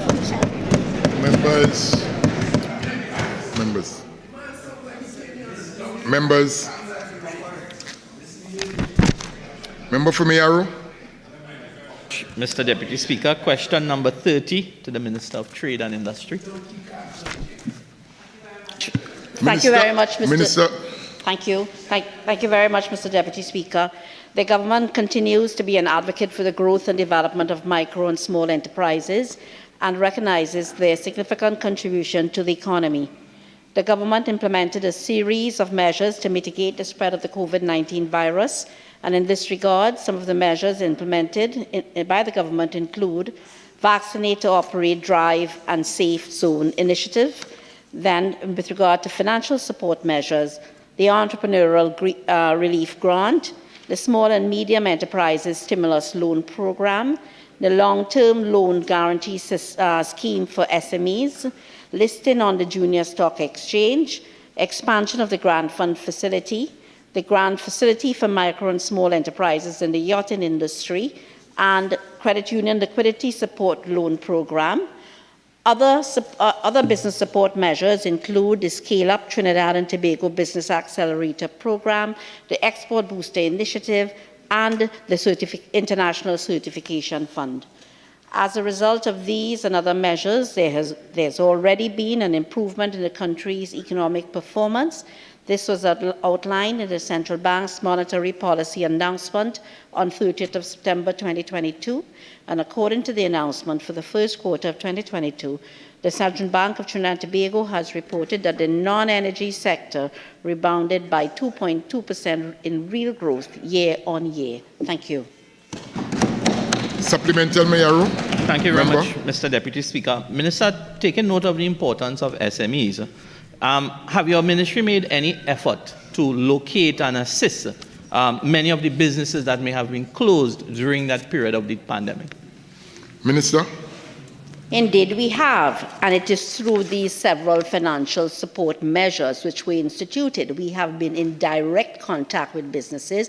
We have also been advertising on social media. We are in the public domain, and we are engaging with the SMEs to the extent that all of these programs that I have outlined have been implemented. I can tell you the Entrepreneurial Relief Grant, implemented with great success. The SME stimulus loan program implemented successfully. The long-term loan guarantee scheme for SMEs already launched. The listing on the Junior Stock Exchange already launched. The expansion of the grant fund facility ongoing and invaluable. The grant facility for micro and small enterprises in the yachting industry, ongoing and very successful. The credit union liquidity support program implemented. The Scale Up Trinidad and Tobago Business Accelerator program already implemented. The Export Booster Initiative and initiative that is implemented and ongoing. So the International Certification Fund ongoing and a huge success. So the engagement is there with the SME society. The member for Mayaro. Supplemental, Mayaro member. Thank you, Mr. Deputy Speaker. Minister, after that response, can you tell us exactly how many businesses would have benefited from that suite of items that you've explained to us? Minister. So with regard to the Entrepreneurial Relief Grant, 3,468 applicants were successful to the extent of the tune of $30.4 million issued in grants. With regard to this small and medium enterprises stimulus loan program, as of September 30th, 2022, a total of 904 loans were accessed under the program at a total of $168.98 million. The long-term loan guarantee scheme has now been launched. The listing on the stock exchange now launched. The expansion of the grant fund facility. To date, 25 SMEs have been approved with a disbursement of $5,255,409. And that facility has since been expanded to include the alternatives to wheat flour. So we are hoping that many SMEs will have access to that. With regard to the grant fund facility for micro and small enterprises in the yachting industry, to date, 50 applications have been approved, totaling $1.44 million. With regard to the credit union liquidity support loan program, as of 30th of September, loans were accessed by 75 credit union members at an accumulated cost of $670,817. With regard to the Scale Up Business Accelerator program, 14 companies have signed on. With regard to the Export Booster Initiative, countless companies have benefited from this program. With regard to the International Certification Fund, 12 members of the SME sector have benefited, so that there are a number of SMEs benefiting from all of the programs under the ministries under this government. Thank you. Member for Mayaro. Mr. Deputy Speaker, question number 31 to the Minister of Works and Transport. Minister of Works and Transport. Thank you, Mr. Deputy Speaker. Mr. Deputy Speaker, funding have been made available to Lake Asphalt by the government to purchase bitumen for the local market, so that local contractors would have the opportunity to purchase directly from Lake Asphalt without having to acquire foreign exchange. However, they will still have the option to import directly from foreign suppliers to suit their unique needs. Since adopting this approach, we have seen an increase in the supply of bitumen on the market. The Ministry of Works and Transport is developing a policy to utilize TLA in most of our paving works. This initiative has the potential to reduce by about 25% the amount of bitumen that needs to be imported. The Ministry is also working closely with Lake Asphalt to ensure that the operation of the blend of TLA can meet the demand for the local market. Thank you. Supplemental, member from Mayaro. Thank you, Mr. Deputy Chairman. Minister, is it normal and approved practice to patch potholes without the use of bitumen, which seems to be happening on a regular basis? Minister. Mr. Deputy Speaker, I don't know that to be a regular practice by the Ministry of Works and Transport. That definitely is not a practice by the Ministry of Works and Transport, and that is not a practice. Rupuchis, member. Question. Yes, thank you. Question number 4, Mr. Deputy Speaker, to the Minister of National Security. Minister of National Security. Thank you very warmly, Mr. Deputy Speaker. Mr. Deputy Speaker, according to information received from the Commissioner of Police as at November 11th, 2022, 1,200 body-worn cameras have been acquired by the Trinidad and Tobago Police Service. Of this amount, 1,137 such cameras have been operationalized and are currently being used by officers attached to the Criminal Investigations Department, the Divisional Task Forces of the Trinidad and Tobago Police Service, the Gang and Intelligence Units, the Special Investigations Unit, the Warrants Section, the Traffic and Crime Detection Unit, and the City Patrol Units. Mr. Deputy Speaker, when I use the concept of operationalized, by that I mean the officers have been trained how to properly use them in compliance with the police regulations and standing orders with a view on maintaining the legal principles of accountability. I thank you very warmly, Mr. Deputy Speaker. Supplemental, Member 4. Thank you very much. Could the Minister state what systems are in place to ensure that they are actually used?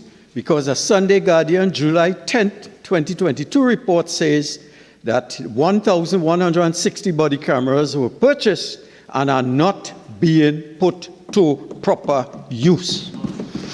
Minister of National Security. Deputy Speaker, I told the member for Naparima earlier, I, as Minister of National Security, cannot rely on the newspapers, and I must tell you very quickly why. Very recently, I read in a newspaper that he was a bright, beautiful, and intelligent man, and I know that not entirely to be so. And therefore, I cannot rely, Mr. Deputy Speaker, on newspaper reports. I simply record the information I receive from the police commissioner and have indicated that they are operationalized, meaning every one of them are in use. Thank you very much. Supplemental, Member for Naparima. I recently read that you are a non-performing minister. No.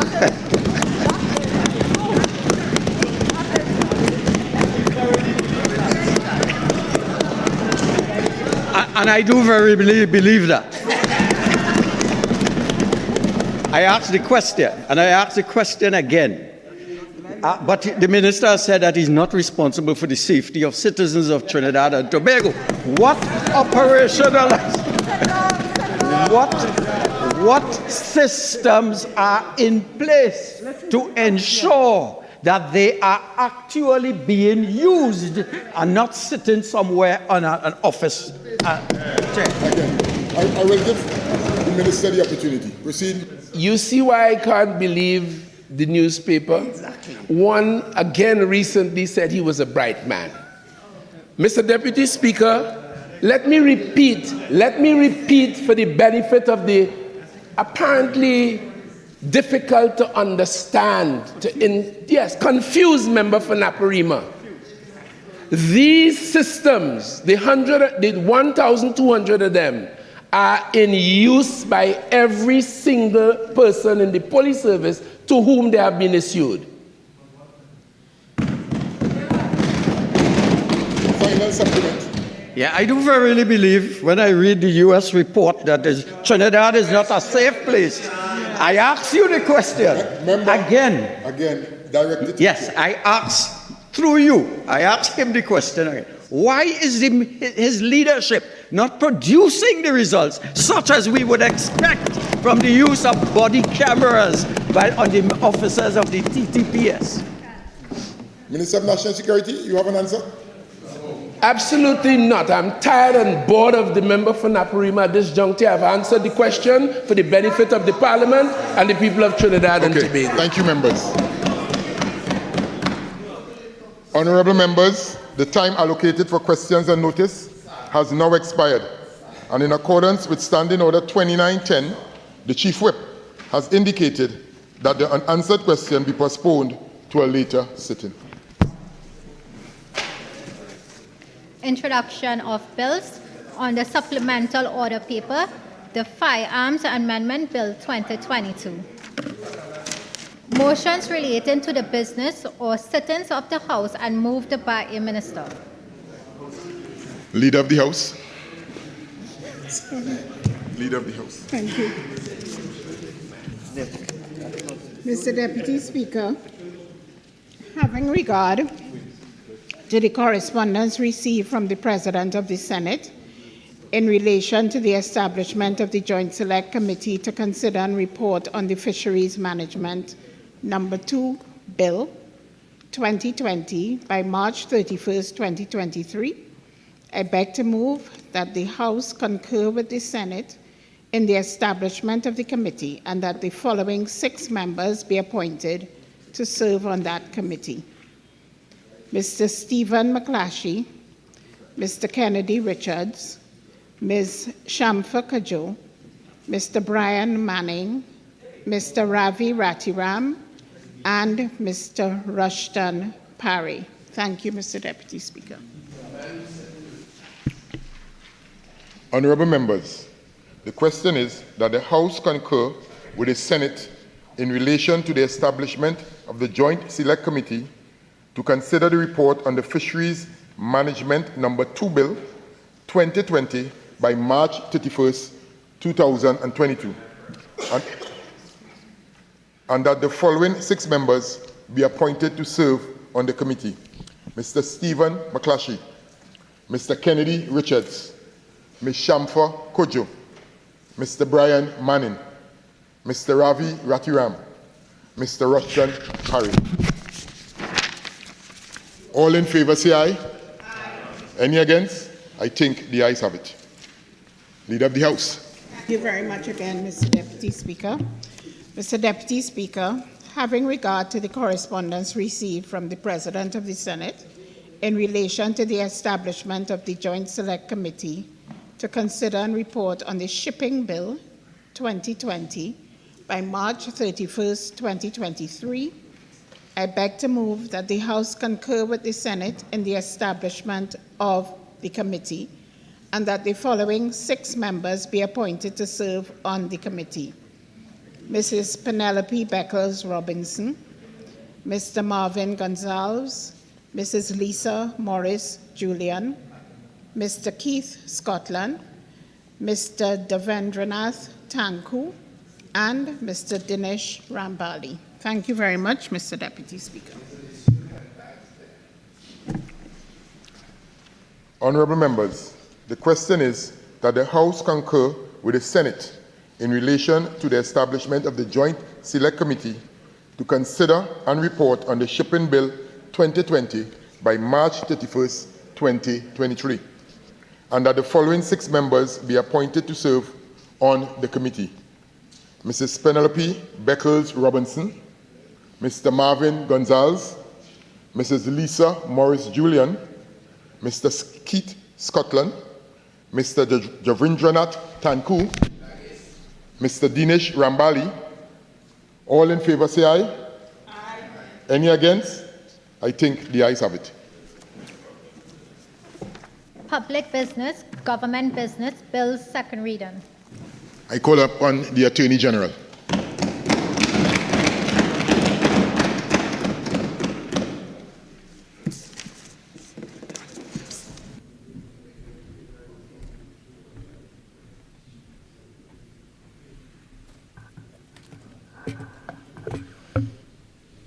Mr. Deputy Speaker, thank you very much.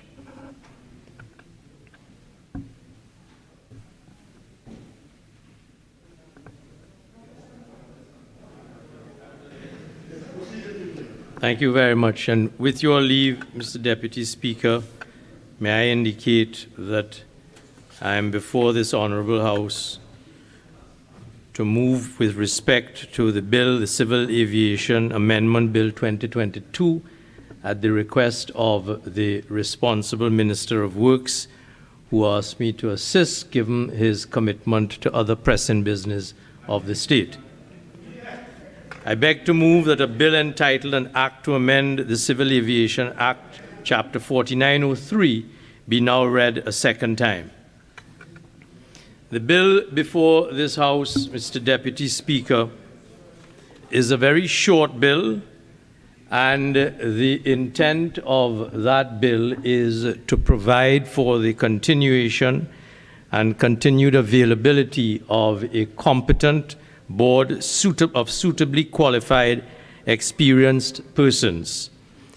The bill, by Clause 3, seeks to delete Subclause 2 of Clause 2 of the first schedule to the Act, thereby removing the limit of 2 consecutive terms for members of the board. Clause 2, subsection 2 of the first schedule of the Act currently states, quote, "No member of the board other than the Director General shall hold office for more than 2 consecutive terms." And the aim of that clause 3 is to delete that subsection of Clause 2 with a view to enabling the board to continue in office beyond the term of the expiry of 2 terms. As is known, Mr. Deputy Speaker, the Trinidad and Tobago Civil Aviation Authority is a body corporate established under the Act and charged with the responsibility for regulating all civil aviation activities within Trinidad and Tobago. Pursuant to Section 11(1) of the Act, the business of the authority is managed by a board of directors comprising 8 persons appointed by the President in accordance with the provisions of the first schedule of the Act. And it is important to appreciate by that first schedule that the members of that board are appointed from, among others, 6 suitably qualified persons with proven experience in the fields of civil litigation, law, financial management, economics, or human resource management. Mr. Deputy Speaker, the civil aviation industry is a highly technical and specialized field, and among the responsibilities which the board is charged with is the preparation of a corporate plan with respect to corporate management and goals of the authority to include, among other things, the analysis of risk factors likely to affect the aviation safety in the aviation industry, and to keep the minister apprised throughout with respect to the realization of that plan.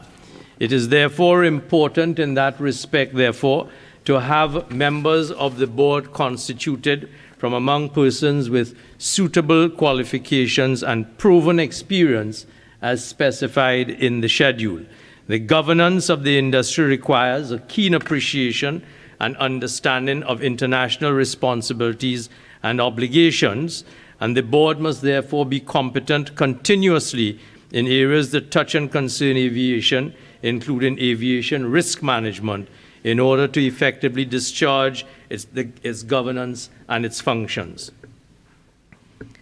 The cadre of persons who are available in a population of Trinidad and Tobago is one that is not necessarily large, particularly in the area of the suitable, specialized, and technical qualifications of aviation. And it is in this context, therefore, that it is recommended that the limit of 2 terms be deleted to allow the board to continue to draw on and to benefit from the experience and competence of serving members, specialized and experienced in the field of aviation in particular. The suggested amendment that is brought before this House by this Act, by this bill, is to operate with the required expertise while paving the way for new talent to be sourced through a mixture of both old and newer members. This allows the transfer of knowledge without limiting the board unduly. The amendment therefore allows the business of the board to continue while new members are being sourced, reviewed, and mentored, and allowing for the seamless transition of members for continuity purposes. Subclause 1 of the second schedule of the Act stipulates that the board shall not less than once every 2 months convene such meetings of the board as are necessary for the effective conduct of its functions. The term of the last board of the Aviation Authority expired in September of this year, introducing a degree of urgency to allow the board to continue to draw upon the pool of specialized, technically competent persons available from within the small cadre which provides that expertise. It is therefore against that background, Mr. Deputy Speaker, that we move that subsection 2 of section 2 of the first schedule be deleted so that at the expiry of 2 terms, those members of that board will continue to be available to serve the aviation industry. And there is ample precedent in a number of other pieces of legislation for boards being able to continue to be eligible for reappointment after the expiry of the term. In the circumstances, Mr. Deputy Speaker, I beg to move.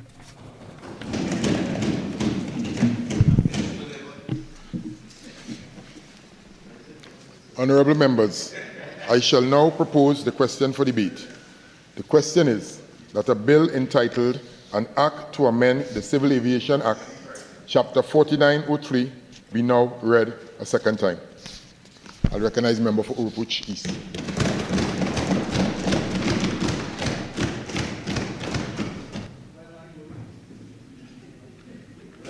Member, you have the same allotted time as the Attorney General.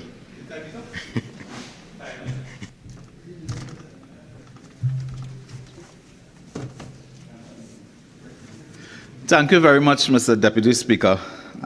I had to navigate myself for the very first time to these facilities to speak. Mr. Deputy Speaker, indeed, the Attorney General did not occupy the crease for any particular length of time. So I was a bit caught there to get my papers together to respond on this matter. Mr. Deputy Speaker, apart from the brevity with which the Attorney General dispatched the responsibility before him, there's another matter of some interest, in that as I speak now, our very distinguished Minister of Works and Transport continue to occupy his presence in the chamber. And he is, of course, with us all evening. The Attorney General indicated that he was doing the bidding at the request of the Minister of Works and Transport, the minister in charge of this matter, because the minister had to be somewhere undertaking other responsibilities. When indeed he was in the chamber, and I believe fully able to undertake this, he's still in the chamber and able to undertake the duties. Maybe he will respond to me as Minister of Works. But the Attorney General was very kind to alleviate the burden that the Minister of Works would carry on a matter that ought not to be controversial, ought not to be engaging us for too long a time. Mr. Deputy Speaker, the Attorney General, of course, spoke so briefly on the matter before us. And indeed, if I am to get the requisite amendment in my hands now, I will get it now. Mr. Deputy Speaker, this amendment before us, yes, it is all of effectively one clause, Clause 3. An Act to amend the Civil Aviation Act, Chapter 4903. The Act is amended in Clause 2 of the first schedule by deleting Subclause 2. It is effectively a one-clause bill. But, Mr. Deputy Speaker, it is a one-clause bill, but it is not a one-clause issue. And I suspect that the Minister of Works and Transport may have been bothered by his conscience that prevented him from piloting this bill this afternoon. And notwithstanding colleagues believe that even the conscience might be missing, he would be in a quandary to explain the inexplicable before us. And the Minister of Works and Transport, who is still on the compound and refuses to pilot a bill under his ministry, which is another matter we are receiving from ministers in the last 2-3 days some very serious indictment in terms of their conduct and so on, but that the Minister of Works refused while being on the compound to pilot a bill on an entity that falls squarely gazetted under his ministry and would ask a visitor, a guest, in the person of the Attorney General to do that. And therefore you would invite a guest to the House to receive the critical remarks at best and the blows at worst for piloting such a measure. You see, Mr. Deputy Speaker, to take us back, as the Attorney General did briefly, to the Civil Aviation Authority legislation. And let me say that it is an extremely bulky piece of legislation because, of course, it is highly technical, and the subsidiary legislation as well is extremely voluminous. But we are not dealing with that today. We are not dealing with the technical part of civil aviation. And our friend from Point Fortin South, Point Fortin, our friend from Point Fortin, I wanted to use him without his permission, of course, but I wanted to use our friend from Point Fortin as an example of something. And by the broad smile, in front of me from Point Fortin, I will assume that he will consent to me to use him as an example. You see, Mr. Deputy Speaker, the government is attempting to amend the bill, and the first schedule of the bill, which says that appointment of a board, and I'll just read it for the benefit of the record. The President shall appoint the members of the board other than the Director General as follows. A, 6 suitably qualified persons with proven experience in the fields of civil aviation, law, financial management, economics, or human resource management. B, a nominee of the Tobago House of Assembly. C, a nominee of the Environmental Management Authority. The President may appoint any 2 members, excluding ex officio member, to be chairman, deputy chairman, etc. But it's at clause 2 of the first schedule that we will locate our business this afternoon. The member of the board other than the Director General shall hold office for a term not exceeding 3 years, as shall be specified in the instrument of appointment, and shall be eligible for reappointment. But no board member, Mr. Deputy Speaker, shall hold office other than the Director General for a term of more than 2 years, 2 terms, for more than 2 terms, so to speak. And it is here that I come now to the explanatory note of the amendment bill before us. You see, Mr. Deputy Speaker, I will read this explanatory note before us and one paragraph, the troubling paragraph. Currently, and I quote, currently out of the existing composition of the board, 6 members have served 1 previous term of office and were therefore not eligible for reappointment upon expiration of their respective terms of office in September 2022. The Attorney General indicated such. The bill is required in the context of the expiration of the tenure of the existing board and the role that the board plays in managing the affairs of Trinidad and Tobago Aviation Authority for suitably qualified candidates of the board to be identified. Now, what is the Attorney General telling us today?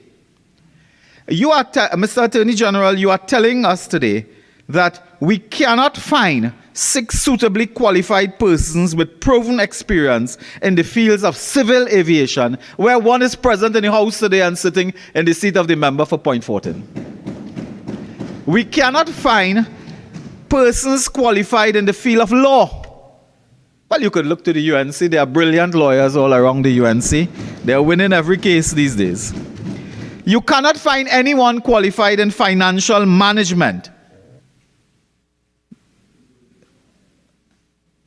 Well, Diego Martin Northeast, notwithstanding him, there are many persons in the national community qualified in financial management.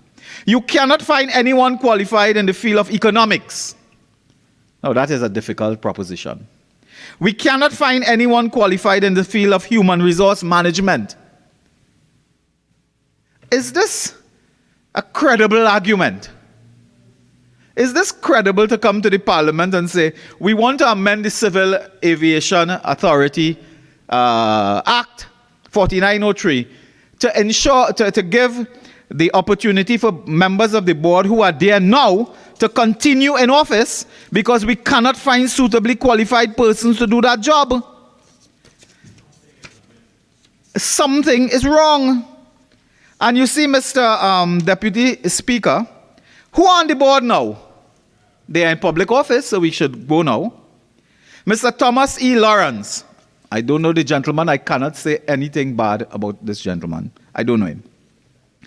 He's from the Civil Aviation Training Institute and so on. He was working with Caribbean Airlines and BWIA before. Ms. Nadra Natai Gan, a graduate of York University, Master of Arts in Change, a degree in zoology, and a post in environmental biology. A former candidate of the People's National Movement, well, a former defeated candidate. And I think this person is a nominee of the EMA. Mr. Ravi Nanga, an advocate attorney, he's now, I believe, the chairman of the Water and Sewerage Authority. He's an attorney at law, I am sure of that one. And, you know, Mr. Deputy Speaker, I'm calling these names. Those persons are in public service, so we appreciate their service and so on. To tell you that in the pool in Trinidad and Tobago, we have also one Mr. Nigel Panton, Mr. Sheldon Batiste, Mr. Nigel Wilson, I think from Tobago, THA, Mr. Keith Beckles, I believe this is also a lawyer, Mr. Andre Joseph, somebody named C. Ramcharan. No, Acting Permanent Secretary C. Ramcharan, Ministry of Works and so on. You see, Mr. Deputy Speaker, the point I'm making to the Attorney General is, please indicate to us what group of people we don't have adequate supply of in a professional sense so that you can keep the law as it is so that persons do not serve more than 2 terms. Surely it's not law. Surely it's not financial management. Surely it is not human resource management. Surely it is not economics.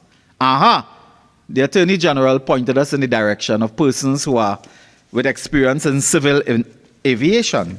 But you see, Mr. Deputy Speaker, the point is as of this time, I am informed, reliably informed, that we may have over 50 persons who have served in the airline industry, the aviation industry, and are suitably qualified to fill one position on the board of the Civil Aviation Authority.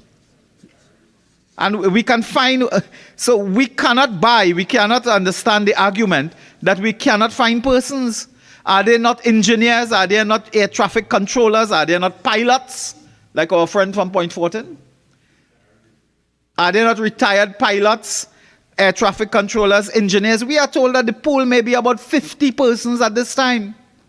So the policy objective of getting fresh blood and new people and so on is defeated by keeping the same persons in the job for more than 2 terms. Because the troubling area, we are told, is civil aviation. And we are told that pilots, air traffic controllers, engineers are there. You can find persons with experience in those areas. And that is just one area. The other area of law, economics, financial management, human resource management, we have ample in supply. Ample. There are many qualified, experienced pilots. A lot of them with aviation MBAs from UE who qualify to serve on this board. So Mr. Lawrence, who we believe is a BWIA CAL pilot, and Mr. Batiste, who worked in BWIA maintenance for some time, had aviation experience. They may be known to the member for Point Fortin. However, the first schedule of the Civil Aviation Act prescribed requirements for all the board members, including the other areas. So aviation is not the only criteria, which makes nonsense of the 2nd and 3rd paragraph of the bill's explanatory note. And we cannot give the impression that all members need aviation experience. No, you need 1 member with aviation experience, not all. The person, Gyan, is an EMA nominee and Wilson, the THA nominee. So, Mr. Deputy Speaker, I want to invite the Attorney General to level with us. I appeal to you, tell us the truth. Tell us what is the purpose behind this amendment. Who is it on the board that you wish to carry on, but you can't carry him alone, you need to take everybody. So you need to carry everybody in the maxi because it's really 1 passenger you're interested in. Who is it? Who is it? that the government would like to continue in office, the law prevents this. And you come to the parliament today to change the law. This is just a statutory movement akin to the local government matter, where you extend local government corporations without even statute. But today you come to say, we want somebody to continue in office, let's change the law, because the law don't permit it. And there's a reason for this. I've been doing some research, as the Honorable Attorney General, I'm sure, would have had his team, well, assuming he had prior knowledge that he was helping out the minister today, he would have had his team examine the bill, examine the debate on this piece of legislation. Mr. Deputy Speaker, there's a reason for this. You see, I have been researching as well Air Traffic Management Authority globally, the CANTO, as we are also informed, the International Civil Aviation Organization, the member for Point Fortin, is nodding. He's well aware, he's nodding approvingly, he's well aware of these organizations and their rules and regulations and their our international commitment. He's well aware, Mr. Deputy Speaker. Yes, he's well aware of the International Civil Aviation Organization's work and their conventions to which we are a part of. He's well aware, Mr. Deputy Speaker, of our FAA Category 1 status and the history of that when we lost that status to Category 2, and it was retrieved, I believe, in and around 2005. And then confirmed in 2012 when the partnership administration was in office. In fact, the member from Point Fortin is well aware that the only time the Civil Aviation Authority got a beautiful spanking headquarters building was built by the People's Partnership. And Mr. Deputy Speaker, the Attorney General, and I almost am going to say that he's a guest in the House, but today we may be his guest because this is not our House. This is the very first time that I have come to these chambers, Mr. Deputy Speaker. In our career, we often believe sometimes that it may be our political fate from the lower house to end up in the other place. I didn't know my time would have come so quickly. That I came back to the place that I started. I did start my political career in the legislative part of my career in the Senate many years ago. And I was in mortal fear that I may end up there again. But it's a good place. But this is the very first time on the compound here, given the problems we are facing with the roof and the ceiling in the Red House. But, Mr. Attorney General, there is something, there's a reason why in the literature you would read and you would acknowledge that there's a particular philosophy, a particular set of principles, corporate and legal, that determine matters like these. And it is felt that there are some regulatory authorities to which we must be careful of what is called regulatory capture. Regulatory capture. Meaning, and I'll explain this, regulatory capture refers to the phenomena of government agencies created initially to serve the public interest, serving instead the interests of companies and industries they regulate. As a result of deliberate efforts on the part of those companies and regulators to co-opt the agencies. They give a nice example. For example, taxi regulations are aimed at protecting the riding public, but serve mainly to raise barriers to entry into the taxi market, and therefore a regulatory agency could be captured by a stakeholder. That is what is called a regulatory capture. This occurs for many reasons, because it can occur through conflict of interest, it occurs through corruption, plain and simple. But Mr. Deputy Speaker, it also occurs when regulators stay in their office beyond a particular time.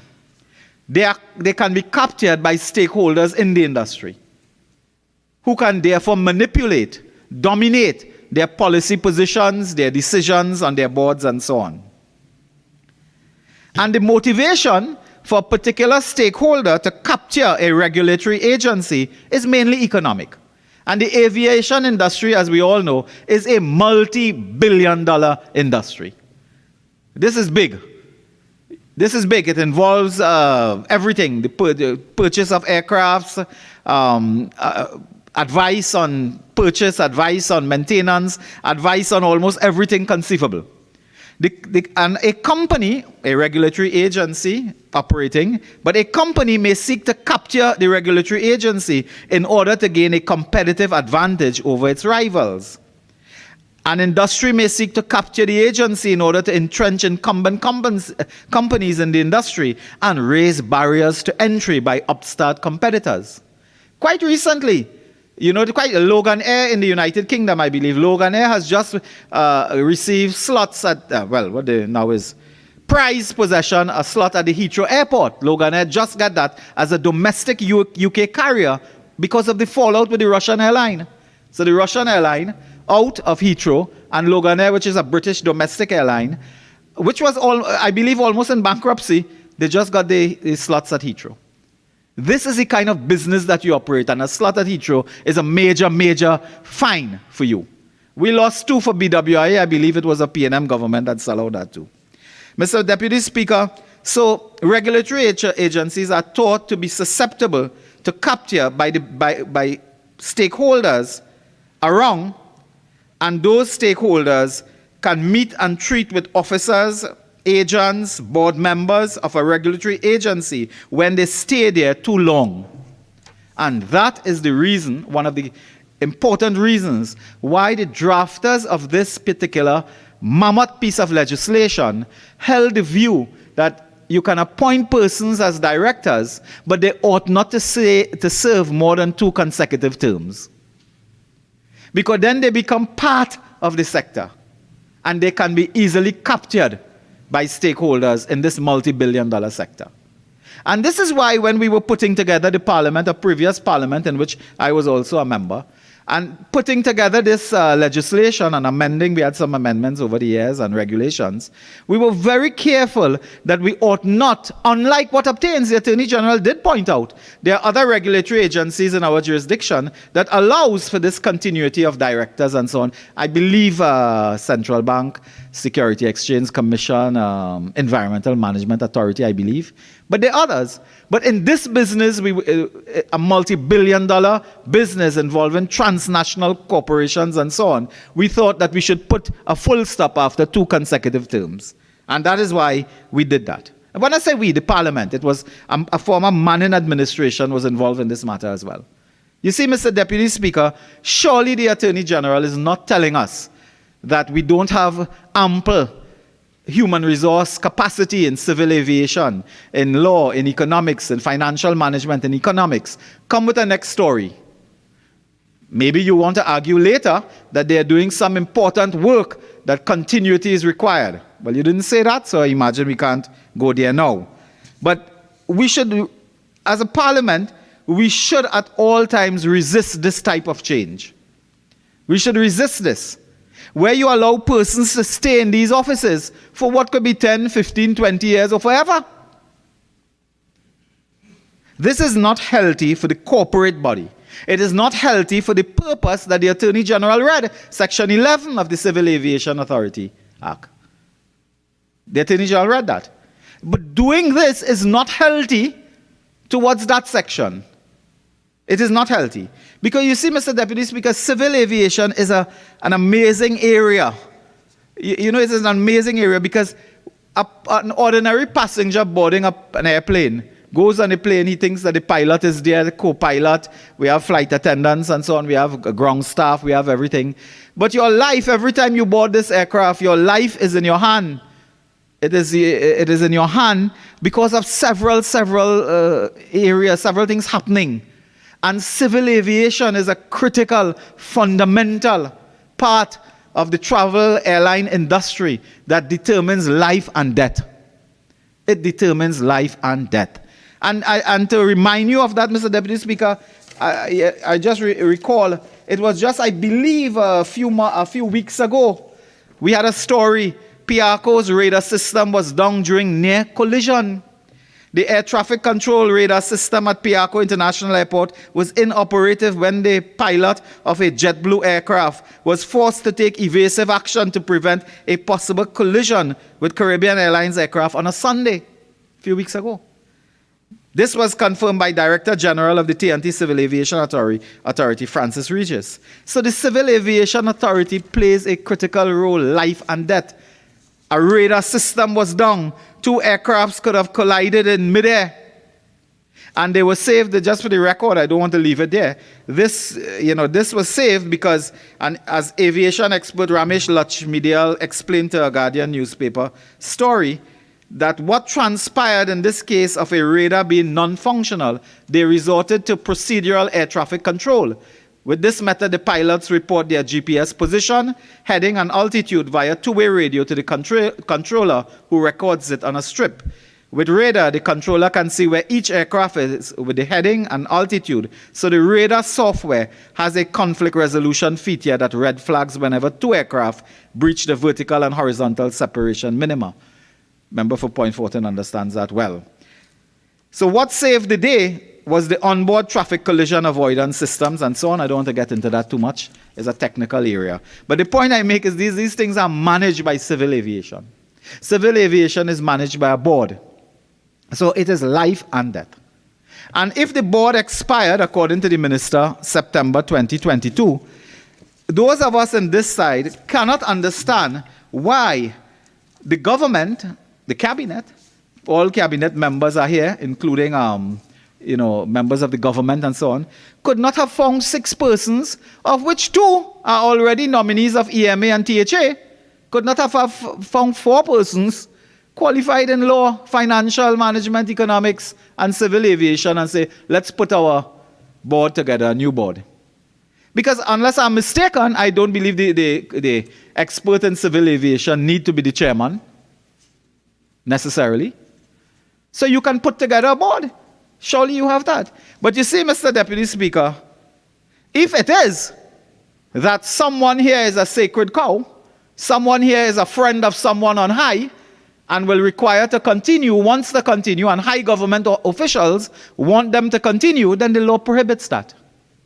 And you come to the parliament to say, let us change the law because Mr. This has to continue. He's the friend of God, and he has to continue in office, and therefore we have to change the law. Mr. Deputy Speaker, this is not proper, effective, good governance of a critical sector. The authority has a primary function, paramount consideration, is the safety of aviation, is the safety. And we have a history in this country with problems in civil aviation and problems and so on. I don't want to go too far back, but one would recall Essential Services Division, case number 3032 of 1990 at the Industrial Court. The Attorney General may be familiar with that matter, involving matters to do with a BWIA aircraft and an incident on that aircraft returning to Piaco from Jamaica, in which they had 10 extra passengers on the 23rd of April 1989. The then chairman of the board of BWIA, I believe it was Mr. Carl Hudson Phillips, deceased, was the chairman of the board, and called for public an inquiry into that incident, at which fingers were pointed to civil aviation as well as the conduct of employees. And the 10 persons who should not be on that flight compromised the operations of the flight. And it may well have been that there were also persons compromised in terms of the officials, agencies, personnel of civil aviation that permitted and allowed such a serious occurrence. I don't want to go further. There's an industrial court judgment on that if anyone wants to go and look at it. But that is one critical matter that arose around 1989, 1990. And it spoke to several issues involving training, retraining, rules, regulations, the conduct of BWIA, the conduct of civil aviation. And that led, among other things, I'm not saying only, it led to us looking to rebuild the legal architecture for civil engineering, civil aviation. And it took a long time because this is not a simple area. This reminded me of doing the bankruptcy legislation in Parliament. I think it took 7 or 10 years to do that. Civil aviation took years and years and years to come with the proper legislation to deal with the industry. And this is why, for example, the regulations we see in those books, in fact, almost an entire red book might be civil aviation regulations. This is why it is so detailed and comprehensive. In fact, this part of law, when you read those regulations, is almost like reading a mathematics book, textbook, at university level. So it is a complex issue. And Mr. Deputy Speaker, just to remind us, and as I move forward, that we also had a problem with the Boeing 737 MAX, the two crashes that took place. Quite recently, actually, it was raised in this parliament as well, because Caribbean Airlines purchased those aircrafts, Boeing MAX 737.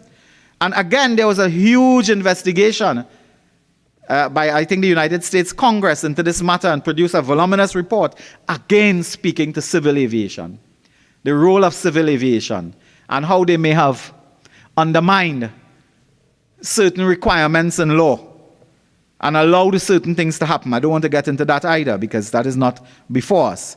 So, Mr. Deputy Speaker, the last board was first appointed in August 2016, or thereabout, I assume. And it is now expired. Now, the minister indicated that the board has expired September this year, 2022. Would you just correct us if we are wrong, because there's some other information on that. But a board was reappointed in 2019. So by 2022, I believe it would come to an end, but I'm not sure September, but it may be September. But it comes to an end. Now is the time to go to the cabinet, pull persons with the requisite experience, requisite skill for this matter, and put a new board in place to manage civil aviation. Thank those persons who have served over the last 6 years for their service. Surely they can serve in some other area of government if you have a preference for those persons. If you believe they are so highly valuable, skilled and qualified, they can serve elsewhere. They can serve elsewhere. In fact, they can serve at the airport. There's an airport authority board. There's a Caribbean airline board. There are boards in dealing with the aviation sector and so on. So they can serve in other areas. Why change the law for one man?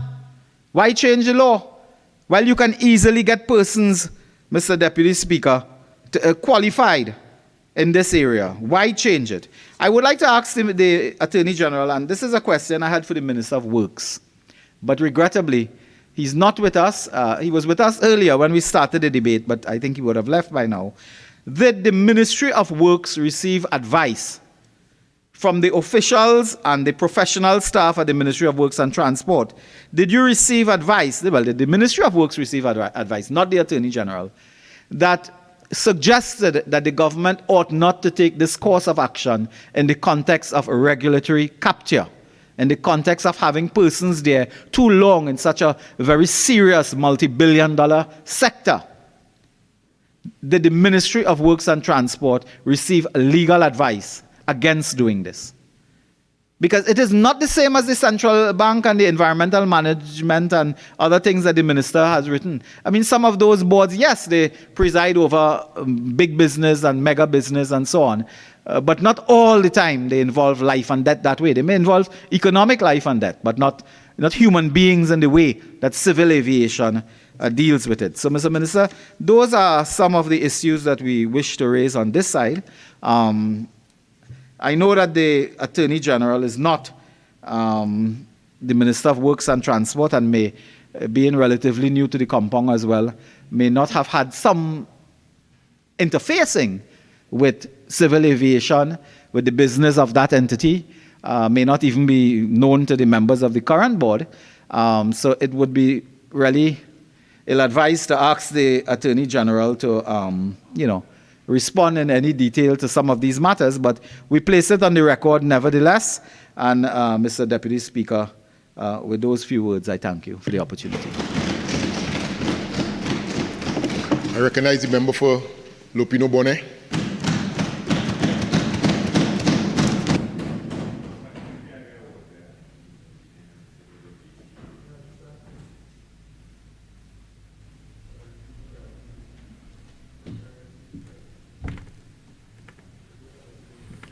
Thank you very much, Mr. Deputy Speaker. Mr. Deputy Speaker, I am very pleased to make this very brief intervention in a very simple bill that is before this House, a proposed amendment to the Civil Aviation Authority Act of Trinidad and Tobago, specifically with reference to Schedule 2, Clause 2.2, which places certain terms limit on members of the board appointed to govern the Civil Aviation Authority of Trinidad and Tobago.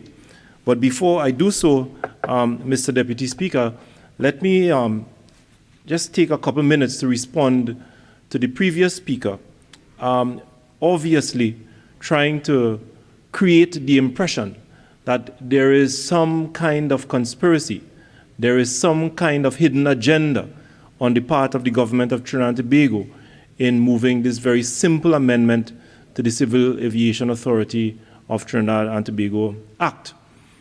Mr. Deputy Speaker, the honorable member pointed to some colleagues on this side being qualified in civil aviation and being qualified to be appointed on the board of the Civil Aviation Authority of Trinidad and Tobago. He also pointed to some colleagues on his side, being experienced in law, finance, and whatever, as being qualified, and saying that Trinidad and Tobago is not short of any resource or qualified personnel to be appointed to the board of the authority. But I can tell you, Mr. Deputy Speaker, that the honorable member was not being forthright in his usual self and truthful in coming to the parliament and giving the impression that whilst, yes, we may have a number of qualified people and citizens being qualified to be appointed to boards of state agencies, not many people in this country are willing to come forward to offer their services and to offer themselves to public services. I can tell you, Mr. Deputy Speaker, that oftentimes when we form ourselves into joint select committees and where we invite members of the board of state agencies to be examined by joint select committees, the way some members of boards are treated specifically by the opposition, I can tell you many citizens do not wish to participate in the public affairs of Trinidad and Tobago because of the way they are treated by members of the opposition. On numerous occasions, I can tell you, Mr. Deputy Speaker, and by extension the country, I want to tell the country that despite the conduct of the UNC members in badgering people who would have come forward to offer their services and their professionalism. Mr. Deputy Speaker, I rise on 48.6. The member is going in a direction where members of the opposition fulfill their responsibilities on joint select committees, which is a division of the parliament, and we do not badger. We fulfill our responsibility on these committees. Again, member, could you rephrase? Thank you very much, Mr. Deputy Speaker. Mr. Deputy Speaker, the point I am making is that too often at joint select committees of parliament, the way that parliamentarians conduct themselves and the way in which they embark upon the course of badgering witnesses, members of parliament, that it is not encouraging too often for members of the public, qualified members of the public, to come forward. Mr. Deputy Speaker, again, I refer you to that particular standing order, 48.6. The member is having great difficulty in rephrasing or either retracting the statement. Again, that word, please. I need you to find another way to put it across. I so retract, Mr. Deputy Speaker.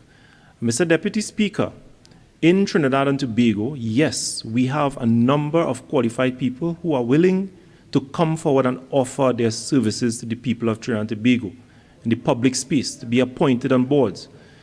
But oftentimes, the way in which we conduct ourselves in this parliament, it is not encouraging to so many of our citizens who may be desirable of coming forward and offering their services to the people of Trinidad and Tobago.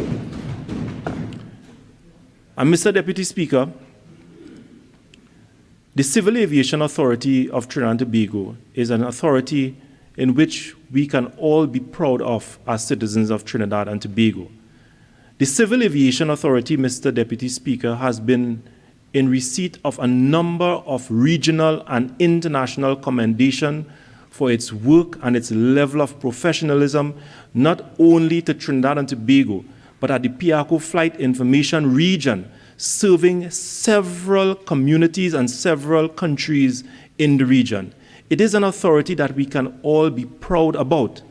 And I was hoping that the member would have taken the opportunity during his contribution to recognize the good work of the Trinidad and Tobago Civil Aviation Authority, because it is a beacon of regional integration. It is a beacon of regional professionalism in that sphere. And I wish to put on record at this point in time the great work being done by this board as well as previous boards, and people who would have come forward to add their value, to add their professionalism to advance the work of the Trinidad and Tobago Civil Aviation Authority.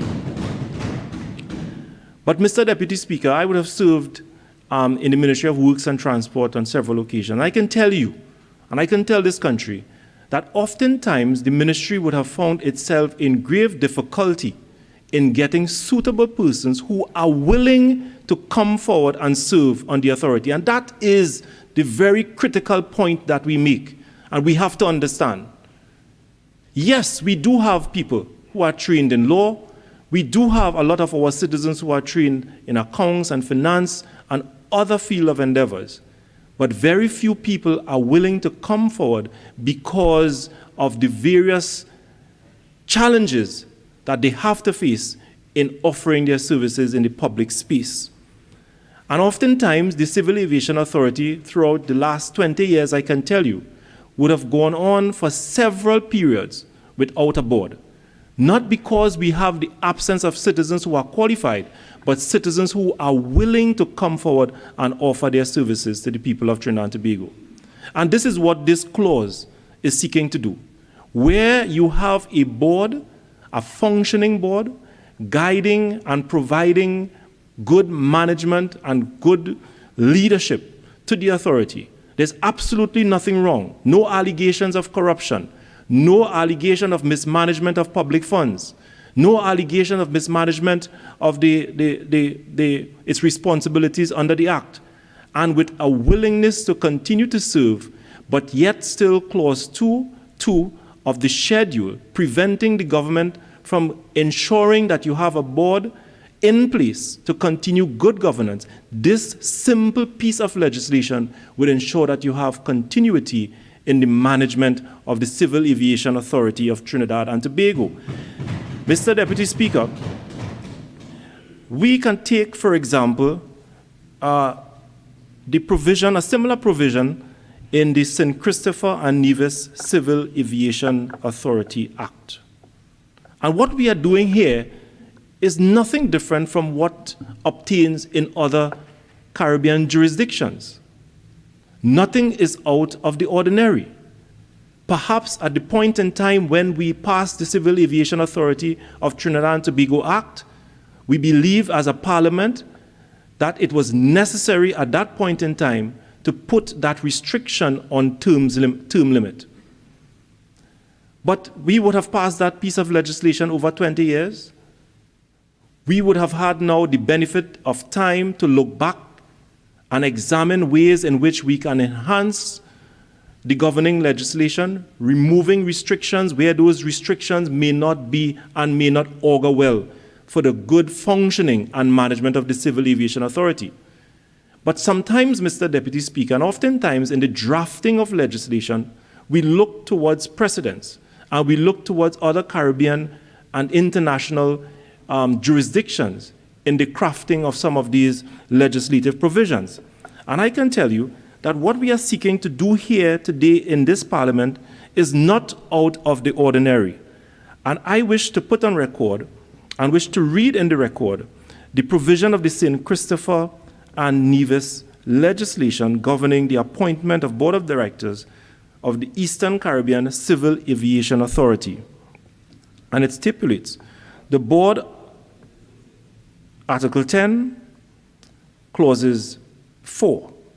The Board of Directors shall comprise of one director appointed by each of the participating states for a term of 3 years and shall be eligible for reappointment at the expiration of such term.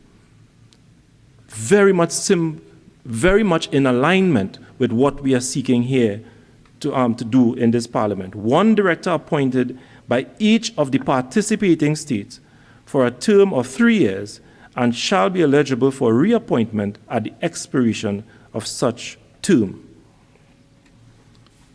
Let me also look at the Jamaican legislation. Again, very much similar, first schedule of the Civil Aviation Authority of Jamaica, and it says at clause 1.2.1, subject to the provision of this schedule, an appointed member shall hold office for such period not exceeding 3 years, as may be specified in the instrument appointing him to that office, and shall be eligible for reappointment. So what we are seeking to do here this afternoon, Mr. Deputy Speaker, is very much in alignment with what obtains in the Caribbean as well as our international partners. Nothing is different. So when the member comes here and tries to create the impression that the government has some sinister plan, some hidden agenda in making this simple recommendation or amendment to this act, I wish to put it on record that what we are doing here today is very much in alignment with what other Caribbean countries would have put into their legislation, obviously recognizing that this is an industry where you can have serious challenges in getting persons who are suitably qualified and willing to serve their respective countries, Mr. Deputy Speaker. Mr. Deputy Speaker, I knew that the member would have taken the opportunity to refer to recent issues and matters in the public space with respect to the functioning of our Trinidad and Tobago Civil Aviation Authority. And I can tell you that despite some challenges that may occur from time to time, the people of Trinidad and Tobago and the people of the region must have absolutely nothing to fear with respect to the operation and with respect to the high level of competence and the high degree of professionalism by our Civil Aviation Authority. And I wish to put on record, Mr. Deputy Speaker, the good work being done by Mr. Francis Regis, the staff, the professional staff, and the board of the Civil Aviation Authority. Not only now, but in recent times, I can tell you in 2019, the Trinidad and Tobago was awarded the Council's President Certificate by the International Civil Aviation Authority Organization. Trinidad and Tobago was awarded the Council's President Certificate in Aviation Security by the International Civil Aviation Organization during a special ceremony of the 40th session of the ICAO Assembly in Montreal, Canada on the 24th of September 2019, recognizing the great work being done by the Trinidad and Tobago Civil Aviation Authority. So there's nothing to be concerned. And this whole conspiracy theory that things may not be going right, that something is going wrong, and radars are going down and people's lives are placed in jeopardy, these are, talk that is very much synonymous with the United National Congress, where issues are being played with and talk always being, put into the public space to create fear in the minds of the citizens of Trinidad and Tobago. But in this particular industry, we have to be very careful what we do and what we say, especially with very important organizations like the Trinidad and Tobago Civil Aviation Authority, because not only are the citizens of this country listening to us, but the people of the region are also listening to us. The people in the international spaces are listening to us. And when we stand here and we make very, very wild statements and allegations, we are damaging the good work of the Civil Aviation Authority of Trinidad and Tobago. We are damaging the competencies and the professionalism of the men and the women who continue to work hard and to fly the flag of Trinidad and Tobago in the civil aviation industry space, Mr. Deputy Speaker. So I wish, as a member of parliament, a PNM member of parliament, to put on record the fact that the work being done by the civil aviation industry in Trinidad and Tobago is not only recognized regionally, but it is also recognized internationally. Mr. Deputy Speaker, as I talk about work and commendation and recognition of the work being done by the Trinidad and Tobago Civil Aviation Authority of Trinidad and Tobago, you can see that Mr. Francis Regis, who is the current Director General of the authority, in June 2022, received an award by the ICAO, North American, Central America, and for the Caribbean space, recognizing his continuing leadership, his efforts, his cooperation and support of the ICAO North American, Central American, and Caribbean Regional Office, and to the aviation of the region, and in your state, Trinidad and Tobago, which you have so successfully represented. In 2019, Mr. Deputy Speaker, a letter from Mr. Francis Regis, the Director General of the Civil Aviation Authority of Trinidad and Tobago, and it was copied to the then Minister of Works and Transport, the Honorable Fitzgerald Hines, where again, the International Civil Aviation Authority, recognizing the good work being done by the Trinidad and Tobago Civil Aviation Authority in terms of its compliance with its international obligations. And I wish to quote from this very simple piece of correspondence. And it goes on to say that from the high-level meetings held during the A41, the strong commitment and support of the Trinidad and Tobago NCACC and its role as the SAP, the champion state, to other Caribbean states were greatly appreciated. The ICAO is pleased that all the different activities through the implementation packages and the technical assistance provided to Trinidad and Tobago have been used to support the aviation recovery in the region and the enhancement of the compliance with the ICAO standards and recommended practice. ICAO thanked Trinidad and Tobago for their leadership and support to the Eastern Caribbean states, the successful management of the Piaco Flight Information Region, and the different air navigation services provided to the Eastern Caribbean sub-region. Mr. Deputy Speaker, good work being done by the Civil Aviation Authority of Trinidad and Tobago, good work being recognized by the regional and international partners where civil aviation is concerned.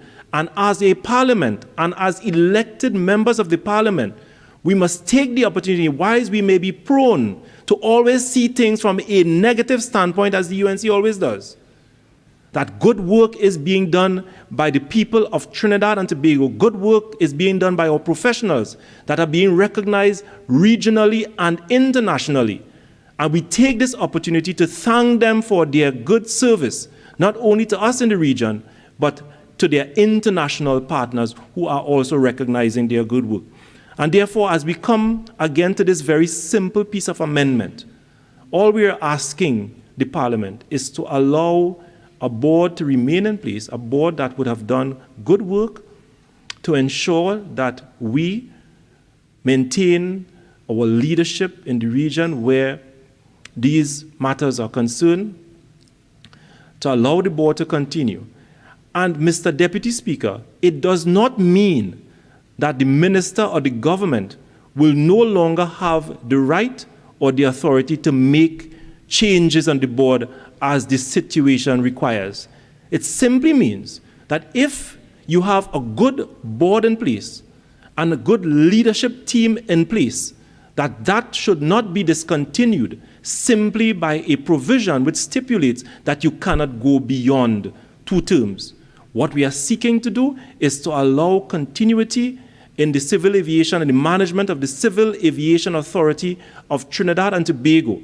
And as the government continues to provide its oversight responsibility under the Minister of Finance as corporation sole, from time to time, changes can and will happen if it so requires, but it cannot just be constrained by a simple piece of legislation or a provision that prevents the continuation beyond 2 terms. Mr. Deputy Speaker, we have a number of other pieces of legislation appointing boards of directors.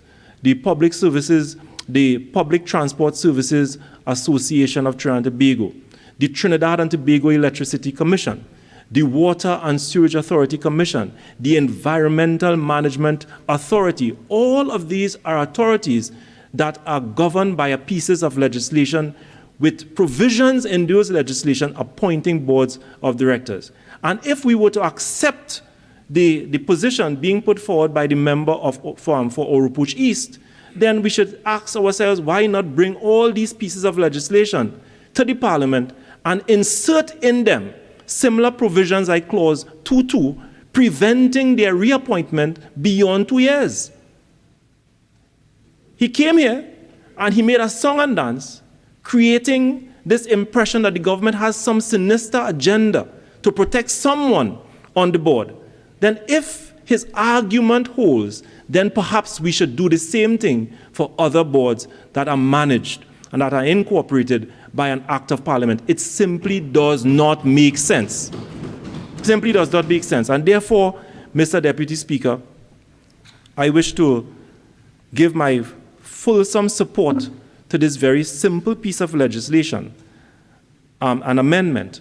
And whilst I do that, to continue to congratulate and to recognize the leadership and the good work being done by the Trinidad and Tobago Civil Aviation Authority, and to recognize their contribution to national development and flying the flag of Trinidad and Tobago very high, not only in the region, but internationally. I thank you very much, Mr. Deputy Speaker. I recognize the member for Pointe-a-Pierre.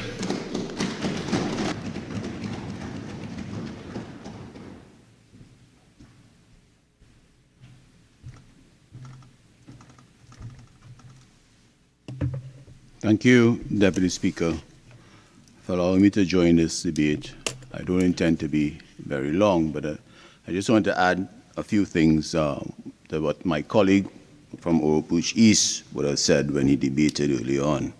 I just want to start off, Deputy Speaker, by after listening to the last speaker, the member for Lopino-Bonaire, I thought when he got up to speak, I thought he was going to tell us that WASA is now giving the people of Trinidad and Tobago water to clean up after the floods over the last few days. So I really thought he would have been saying that in his speech.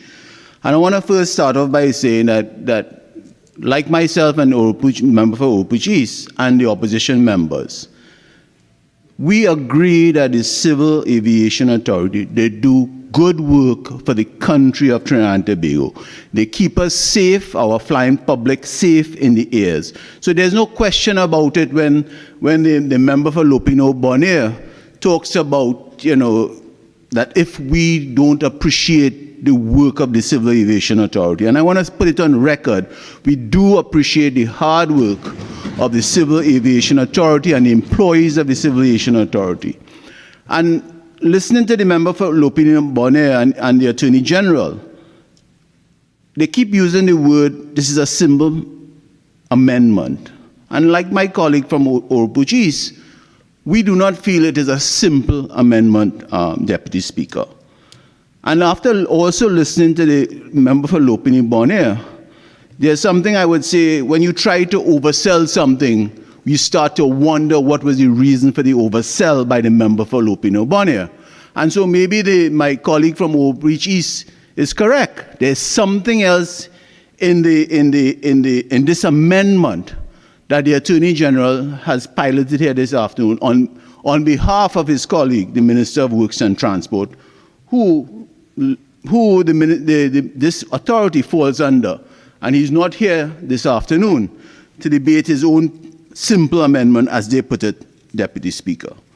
Deputy Speaker, this evening is about that amendment of changing the board tenure, the limits, from serving more than 6 years. 2 terms of 3 years each, and they now want to do away with that, the government that is, do away with that amendment. So there's an unlimited time that the board members can serve.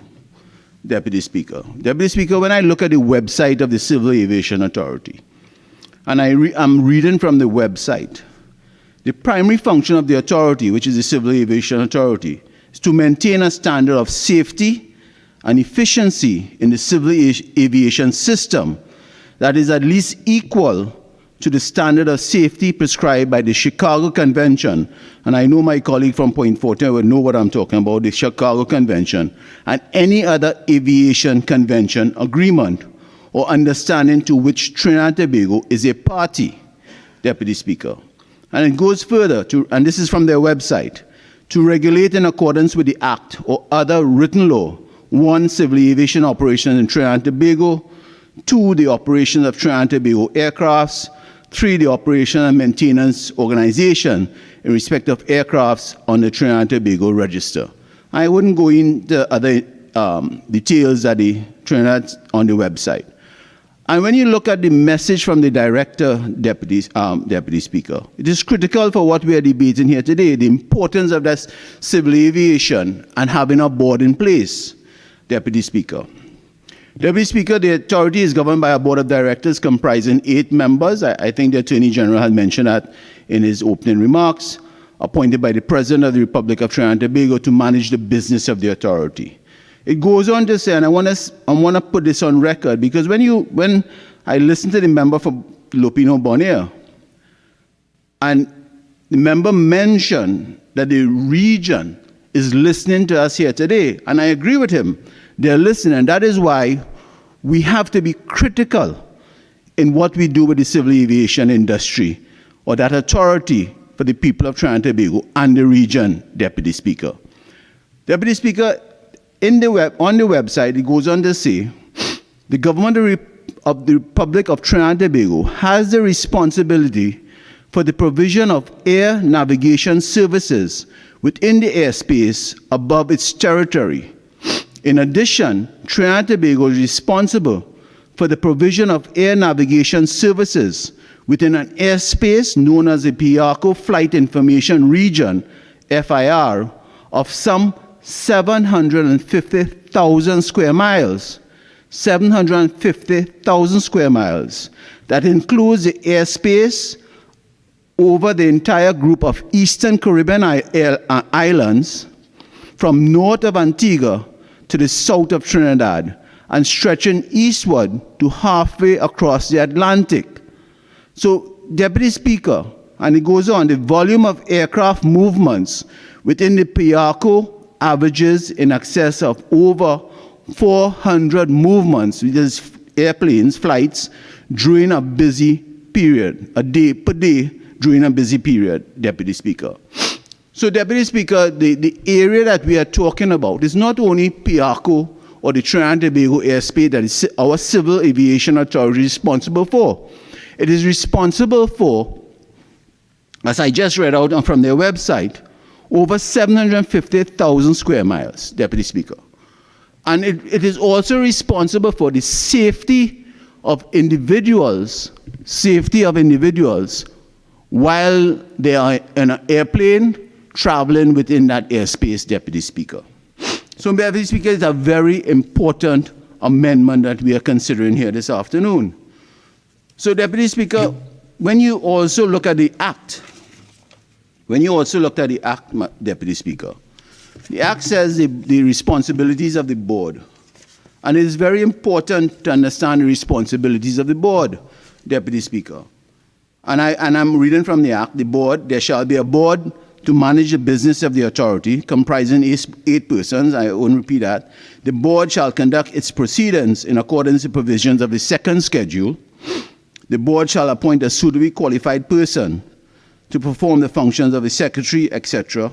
The authority, which is the Civil Aviation, from time to time appoint, with the approval of the minister, suitably qualified and experienced person to the chief executive officer, who shall be known as the Deputy General of the Civil Aviation. And I think the member for Lupino Bonaire referred to the present Deputy General, Mr. Regis, I think his name is. And he's doing a good job, Deputy Speaker. No doubt about that.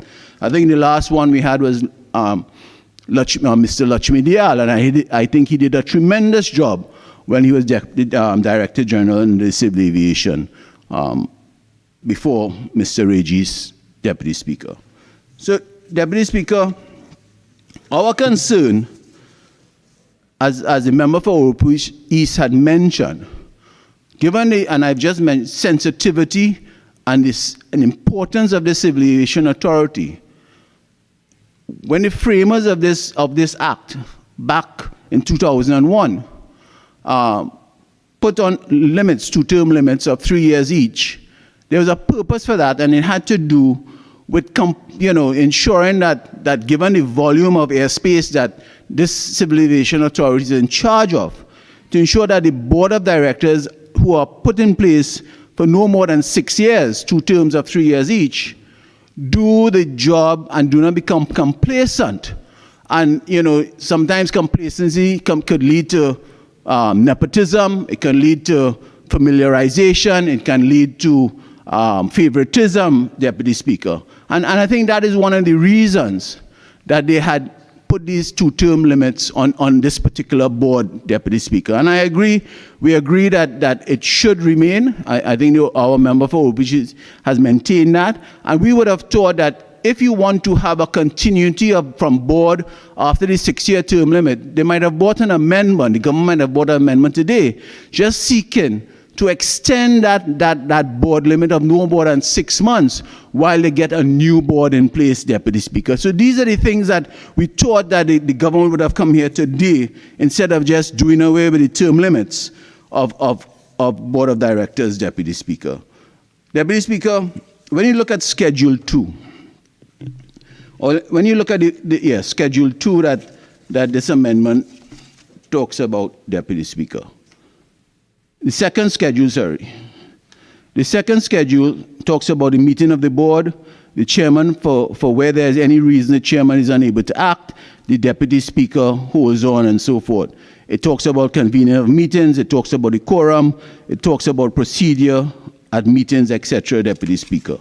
Deputy Speaker, when you look at the first schedule, appointment of boards, right? When you look at it, it talks about the tenure of office.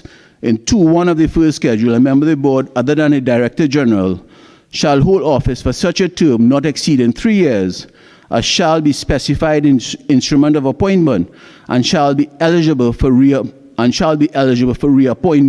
to a second term. No member of the board, other than the Director General, shall hold office for more than 2 consecutive terms. And I think that is the amendment that the government is bringing here today, to do away with tenure, 2 consecutive terms, Deputy Speaker. Deputy Speaker, I want to ask a question here today. When I listen to the Attorney General, maybe in his wind-up, he can tell us. This present board has expired, I think, 16th of September, thereabout, this year. They have served 2 terms, so they have served their 6 years. Is it fair to say, Attorney General, through you, Deputy Speaker, that there is no board in place as we meet here in Parliament today, that there is no longer a board for the Civil Aviation Authority? And if that is so, I would say that is a dereliction of duty by this present government and the Minister of Works and Transport, especially for a critical board like the Civil Aviation Authority that handles over 700,000 square feet of airspace for the region, Deputy Speaker. So I would like to ask, if there's no board in place because of the act, then something is wrong, that this government is a dereliction of duty, that they should have put a board in place before the tenure of this board expired, Deputy Speaker, or on the existence or the exit of this last board, Deputy Speaker. Deputy Speaker, I also like to ask the Attorney General is winding up. Is the Attorney General, in his piloting of the bill, or the amendment, is the Attorney General saying to the country that the last board, 8 members, are going to be the new board if this bill is passed here this afternoon, Deputy Speaker?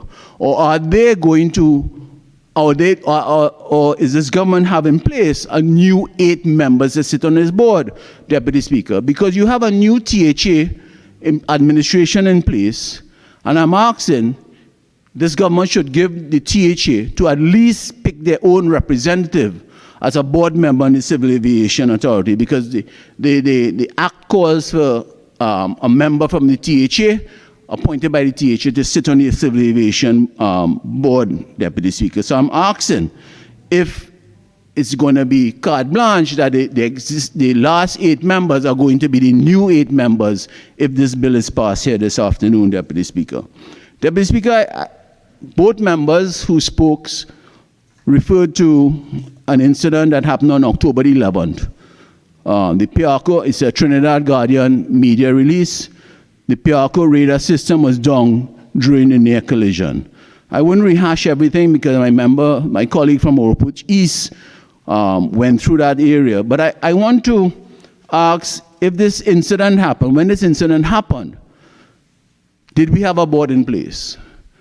And if we didn't have a board in place, tells me the dereliction of duty by this government for the Civil Aviation Authority, Deputy Speaker. Because this is critical. Luckily for the country, a disaster was avoided by the technology on the planes, Deputy Speaker. But the Civil Aviation Authority, Deputy Speaker, and the board, what they also do as part of their responsibilities and duties, Deputy Speaker, is to investigate situations related to airplanes, etc., flight transport, air transport, Deputy Speaker. And Deputy Speaker, when you read this media release, this media report, in the report, it says, and I just want to quote one area, and this is from Mr. Regis, who's the Director General. The TTCAA confirms that there was a traffic incident which is being investigated by the TTCAA, Regis stated, and I quote. So that Mr. Regis is saying that TTCAA, which is responsible for investigating air transport situations, problems, collisions, etc., Mr. Regis is saying they are investigating themselves, Deputy Speaker. Something is wrong with that, Deputy Speaker. And I go further. We further confirm that the radar system was out of service at the time of the incident, he stated. Deputy Speaker, the radar is manned by the Civil Aviation Authority, Deputy Speaker. So they're responsible for the radar. And now a near collision was avoided, and they're investigating themselves. And to date, we are asking, the opposition is asking, because the country, the region is watching us, and we are asking that they should have had some sort of independent inquiry. 1 second, member. Point of order, Mr. Deputy Speaker, 48.1, relevance.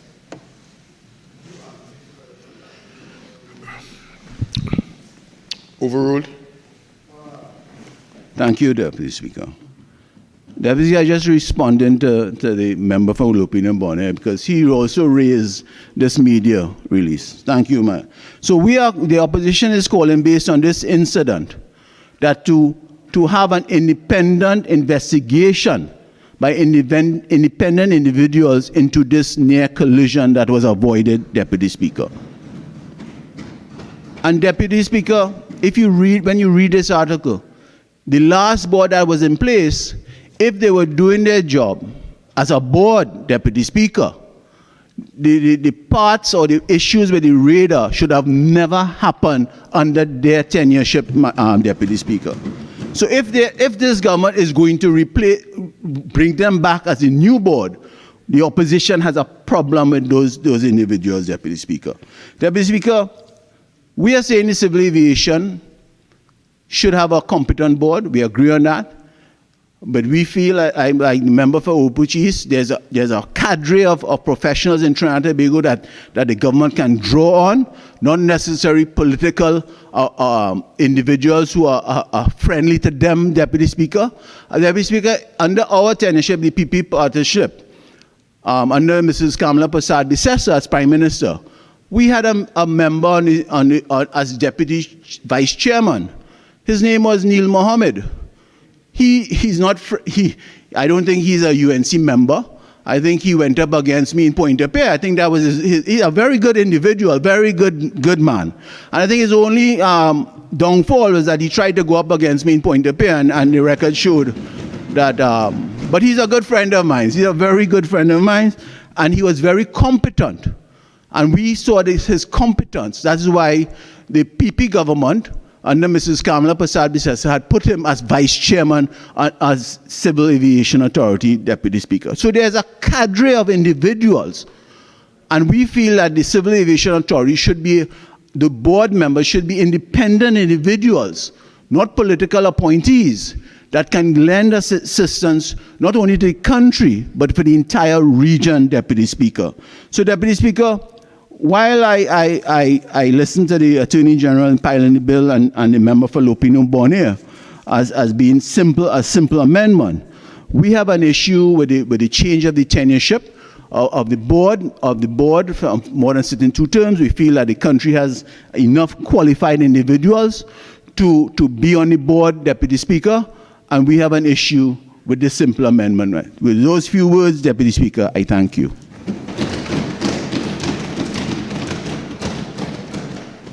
I recognize the member for point 14.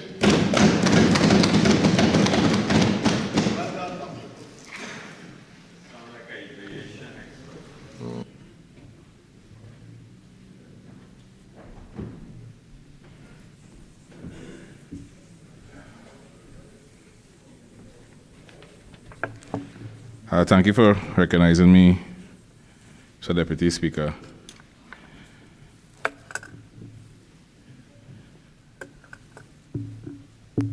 We are debating here this afternoon a simple amendment, and I will read it. Some of the background, the key elements of this bill is the amendment to the Civil Aviation Act, Chapter 4903, and deletion of paragraph 2 of the first schedule. And this amendment removes the limitation of board members who basically are being allowed to serve only 2 terms, and a term is a period of 3 years. And the third part of this bill is basically saying that it will seek to amend a pool of eligible candidates available. So, Deputy Speaker, I want to respond to a couple of things that the members opposite would have said. First, our member for Refugees, he would have asked if continuity is one of the principles that this government is seeking. And I say, as the only aviation practicing person in this house, I would say that continuity is extremely important in aviation. It seems, the Deputy Speaker, he would have called out a couple names, and one of which I know very well, the name Thomas E. Lawrence.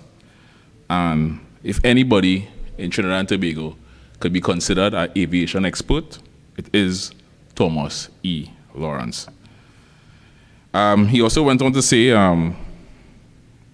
the aviation is not the only criteria, but I would say that is the most important criteria, because you are dealing with the TTCAS, which is the Trinidad and Tobago Civil Aviation Regulations.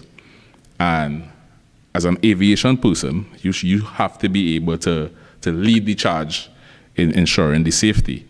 So that is definitely the most important criteria. I understand that it is a multi-billion-dollar industry, and there is possibly collusion, as he would have said, but not so much in Trinidad and Tobago. He also went on to say that the PIACO radar system. So, Deputy Speaker, I started flying at the age of 17 years old, and we had no radar at that point in time, but it was a PNM government who ensured that Trinidad and Tobago had a properly functioning radar system. He also spoke about the GPS positions, and pilots would have to report the GPS positions. But if the radar is down, then you cannot report a GPS position. You report a position based on the conventional system, which is a VOR, and you give them the distance, and the air traffic control will now utilize that information that you have given them to determine your place and bearing. One of the things that he also said is they can't see. Correction, sorry. Right. One of the things that he also mentioned is the MAX 8 and the role of the civil aviation. And I would let him know this afternoon that even though the FAA, which is in the American system, would have approved the return to service of the MAX 8 after the disaster, the civil aviation, the TTCAS, ensured that we had extra measures in place before returning it to service in Trinidad and Tobago. And I had the opportunity to go for one of those aircraft, the MAX 8s, and I can assure you that under this board, nothing was held back to ensure the safety and security of any passenger on any Caribbean Airlines flight or any other MAX 8 jet that flies in this region. The member for Pointe-à-Pierre also said that it's not just simple. And even though it's simple, it's definitely necessary. There is no favoritism, there's no nepotism, it's just competence that this government is dealing with. And the last thing I want to also dispel is that the TTCAA is investigating itself. The Civil Aviation Authority has different factions, and what they are investigating is the incident with the air traffic control and the boat aircraft. That is not the inner workings of the Civil Aviation Authority. So that as well is a bit of untruth. So the mission statement of the Civil Aviation Authority, Mr. Deputy Speaker, is provision of a regulatory framework to facilitate safe, secure, and effective aviation and air navigation services within the PIACO Flight Information Region, FIR. The member for Pointe-à-Pierre would have said it's indeed a large region. To the north, we go as far as 100 miles from San Juan. To the west, we are borderline with Maiquetía, which is Venezuelan airspace. To the east, it goes as far as the New York Oceanic airspace, and to the south, we go as far as Georgetown. And there will be different points along along the FIR, which we can enter into someone's airspace. But it's indeed important that we have the proper people managing our authority. So 3 areas I will look at, just looked at the purpose. The other 2 areas I want to look at is safety and vision, and then I will tie that into why it is necessary for continuity of this board. Most, if not all, of aviation regulations are written in blood. And when I say it is written in blood, it basically means an accident happens, and the findings from that investigation leads to an upgrade in the regulations. So I want to take a look at the 13 infamous plane crashes that took place and actually changed the aviation industry forever. And then we could have a better appreciation of why it is necessary that we continue with the experience that we have on this board. The first one I want to take a look at, Mr. Deputy Speaker, is why we had the upgrade in the collision avoidance and a better air traffic control. And that same event that took place on the 8th, I think one of the members mentioned that the internal system on the aircraft is what assisted the pilots in making their maneuver. So in the skies above the Grand Canyon, on the 30th of June 1956, 2 planes had recently taken off from Los Angeles International Airport. A United Airlines Boeing DC-7 headed to Chicago, and a Trans World Airlines Lockheed L-1049 Super Constellation on its way to Kansas City. They both collided.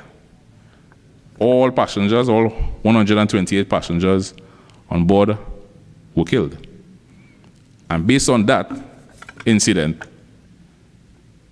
we had an upgrade in the air traffic control system, as well as it triggered investigations and it led to improvement.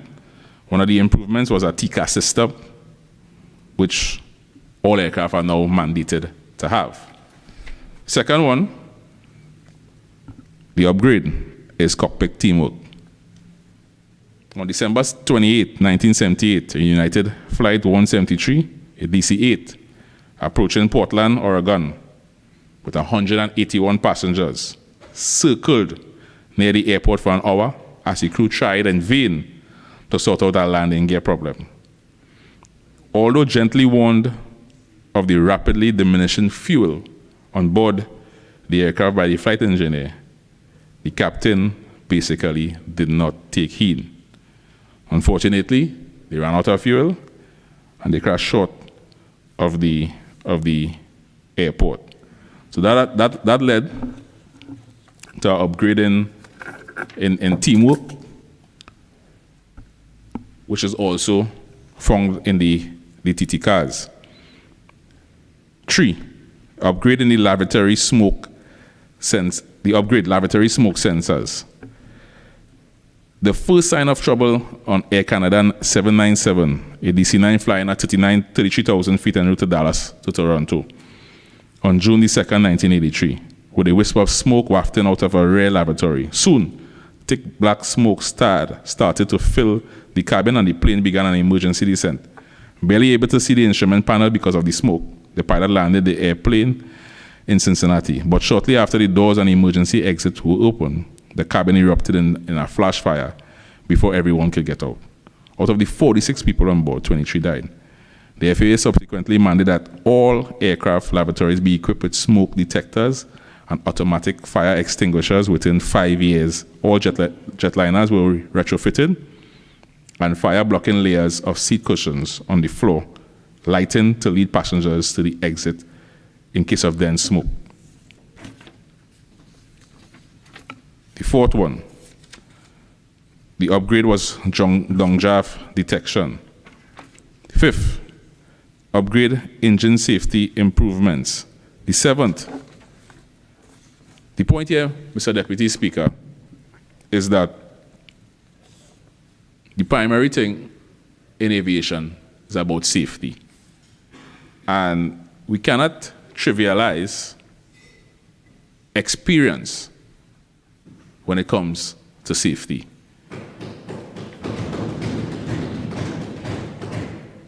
You see, Mr. Deputy Speaker,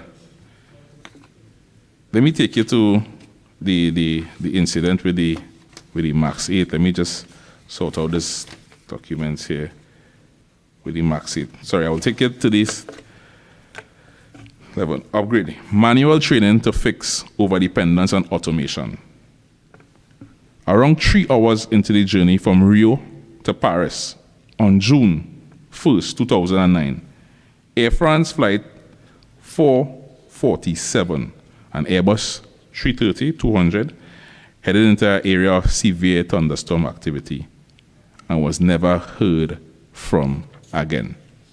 Mr. Deputy Speaker, that is a scary thing. That, Mr. Deputy Speaker, is a scary thing.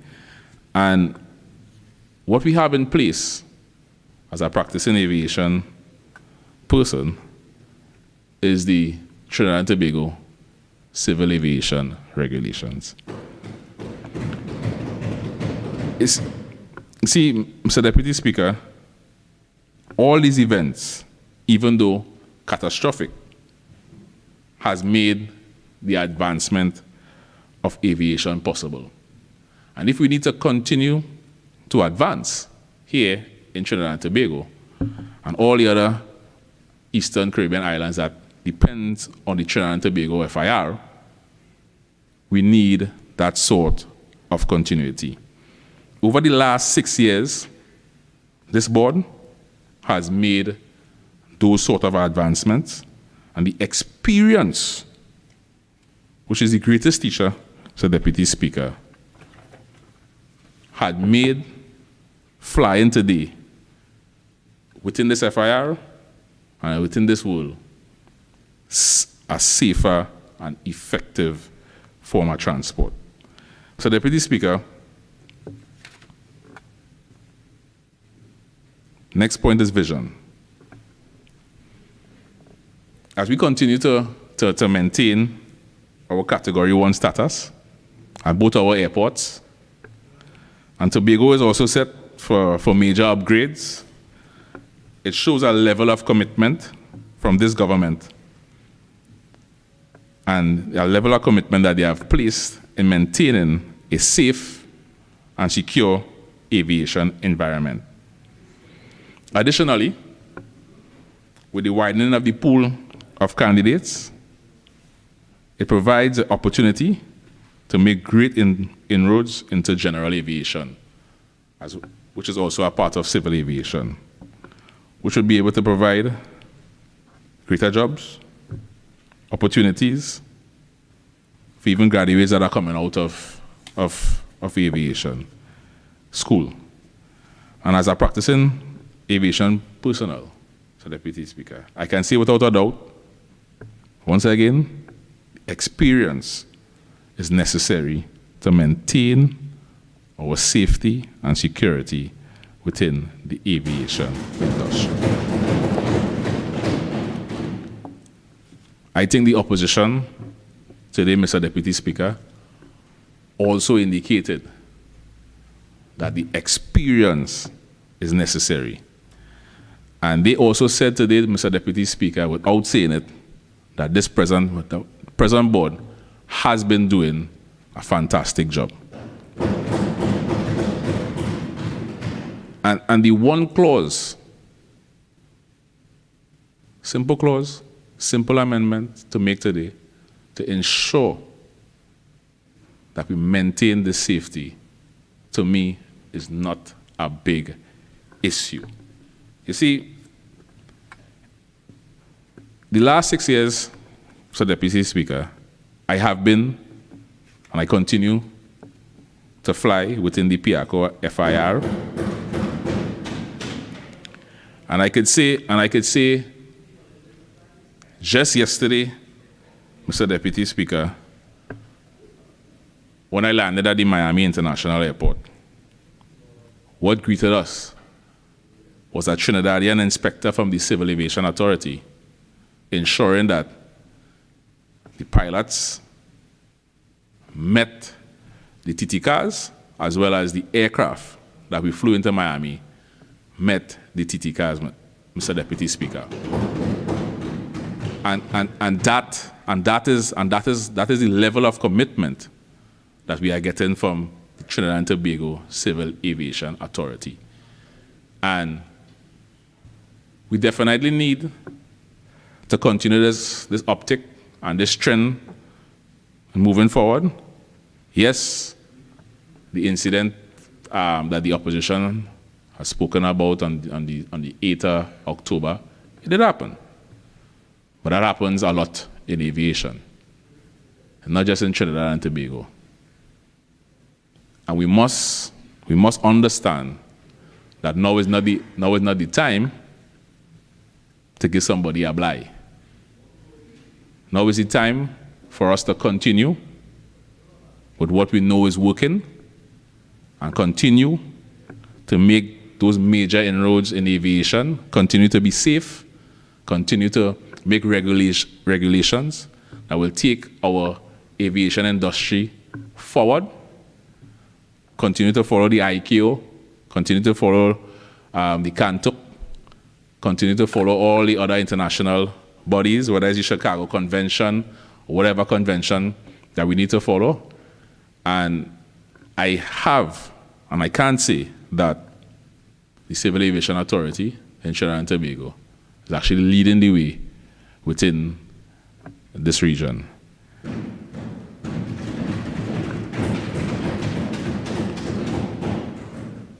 So we could speak here this afternoon, Mr. Deputy Speaker, for 5 minutes. We could speak for 50 minutes. But that is not going to change the fact that if we make one simple amendment, and it is indeed simple, that we could continue with the trend of safety, with the trend of security, right here in Trinidad and Tobago. And I stand here today as the only aviation personnel in the chamber to support this amendment and to ensure that when I take to the sky, that I and my other colleagues in aviation are indeed safe. I thank you.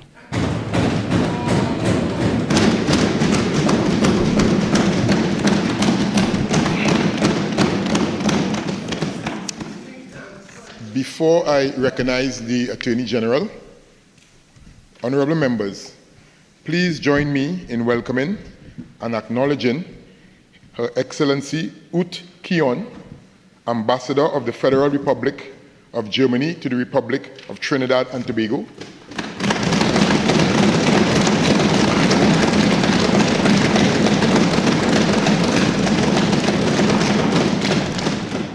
And a contingent of honorary consuls of the Federal Republic of Germany in the Caribbean who are housed in the public gallery and hail from Antigua, Barbados, British Virgin Islands, Grenada, Guyana, and St. Vincent, along with their diplomatic staff.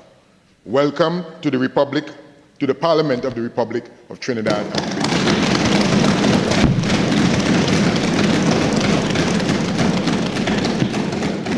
And I will now recognize the Attorney General.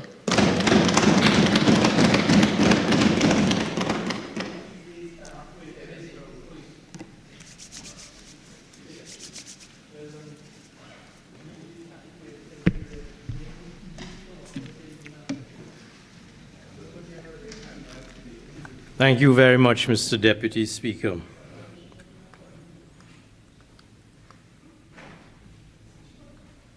When I opened with the pilot of this bill, I acknowledged the fact that I was standing in for the Minister of Works and Transport, and I emphasize that for the reason that, meaning no disrespect to my colleagues on the other side, questions have been put to me to answer of an operational nature. Regrettably, my remit as Attorney General is not to advise on operational matters. Those questions can be properly addressed to the Minister of Works and Transport in due course and in the proper context. I will seek to address just a couple points that have been made by the other side. First of all, the point has been made that, and I regret that it has been made in the pejorative language that has been used, terms such as favoritism, nepotism, and complacency. The point has been made that this government, of which I am part and proudly so, is seeking to move this amendment for reasons that are palpably beneath the dignity of any member of this House.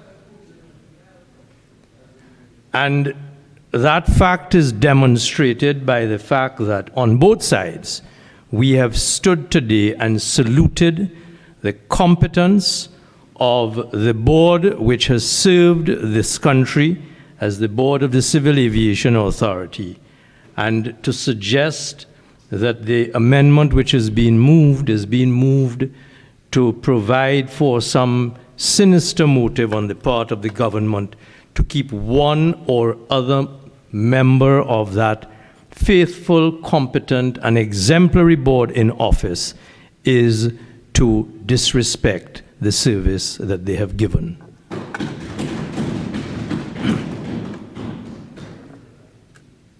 Other members on the government side, and most notably the last speaker, who comes with a competence that is exceptional in his area of expertise, the member for Point Fortin, have brought testimony to the language of the legislation that speaks to safety, and risk avoidance. That is the language of the Act whose schedule we are seeking to amend. And we are seeking to amend the schedule to delete the limitation on the term of office of the members of the board in order to ensure continuity, competence, expertise, and specialized expertise at that.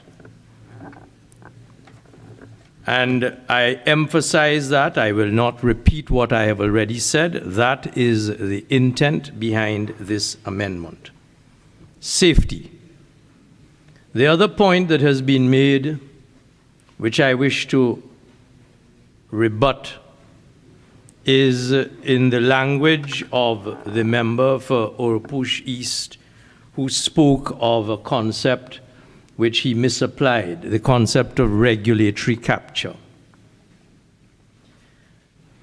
The fact is that there is ample legislative precedent for a board's term of office being renewed and extended. And there is nothing pejorative or sinister in the nature of regulatory capture about that. We can look at the Occupational Safety and Health Act, Chapter 88, Number 8, Section 3 of that Act, speaking to tenure of office, appoints a board for that authority of 3 years, but outgoing members are eligible for reappointment. We can speak to the Regional Health Authorities Act, Chapter 2905, Tenure of Office, Section 2, Subsection 1. The period of term in the first instance is not exceeding 5 years, as the President may specify at the time of appointment, and those members are eligible for reappointment. We can speak to the Securities Act, Chapter 83, Number 2, Section 12.1. A commissioner other than a temporary commissioner shall hold office for a period not exceeding 3 years and shall be eligible for reappointment.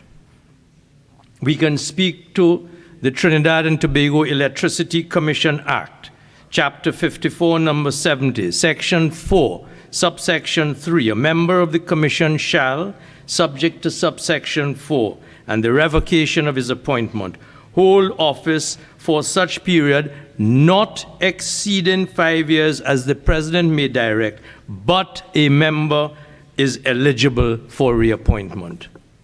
We can speak to the Environmental Management Act, Chapter 3505, Section 82.4, a term of not less than 3 years and shall be eligible for reappointment. We can speak to the Town and Country Planning Act, Chapter 3501, Section 3. A member of the panel shall, subject to the provisions of this schedule, hold office for a period not exceeding 2 years, but such member shall be eligible for reappointment. We can speak to the Port Authority Act, Chapter 51, Number 1, Section 3, Subsection 4. The appointment to the office of the Commissioner shall, subject to subsection 6 and 7, be for such period not less than 2 nor more than 5 years, as the President shall specify at the time of the appointment, but any commissioner shall be eligible for reappointment. So our legislative precedents in this republic provide for reappointment of members of the board, and it is no more nor less than that we seek today to do, to ask this House to amend the schedule, Section 2, Subsection 2, to remove the limitation on the term of the board to allow members of that board, one or more of them, according to their expertise and their specialized experience and competence, to provide for the safe air traffic over the skies of this country, to provide for the safety by giving to the government, the President of the Republic, the opportunity to choose from among those serving members with their specialized experience to be reappointed. So there is nothing sinister about that. And therefore, Mr. Deputy Speaker, I've started with brevity. I shall end with brevity. I ask that the amendment be moved, be passed, and Mr. Speaker, I beg to move.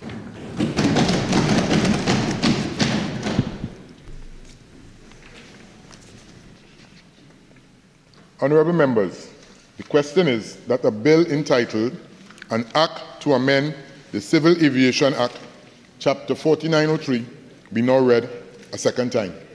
Those in favour say aye. Aye. Those against say no. I think the ayes have it. Attorney General. Mr. Deputy Speaker, in accordance with Standing Order 68-1, I beg to move that the Civil Aviation Amendment Bill 2022 be committed to the Committee of the Whole to be considered clause by clause.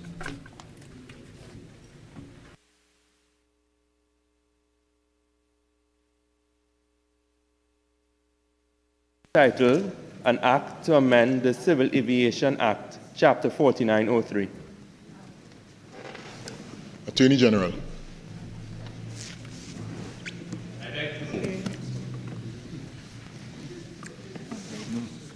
In accordance, Mr. Deputy Speaker, with Standing Order 68-1, I beg to move that the Civil Aviation Amendment Bill 2022 be committed to the Committee of the Whole to be considered clause by clause. Thank you.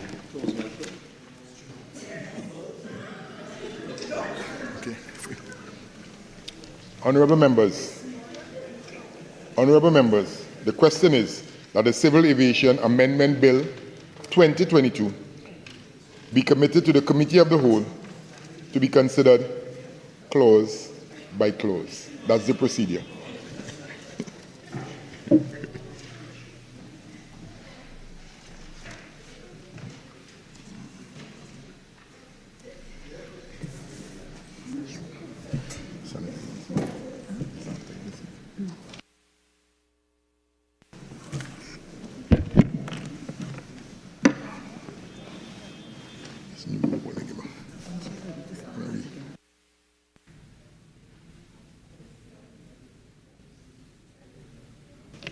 We have no amendments. I don't know if the other side has. Thank you for that information, You're Leader of the most House. welcome, sir. And not today. Yes. So, Mr. Deputy Speaker, if you would like to take all the clauses together, we'd be happy to oblige. And if I say no? You going to say no, sir? All. There's a lot. Plural or singular? Yeah, proceed. Clauses 1 to 3.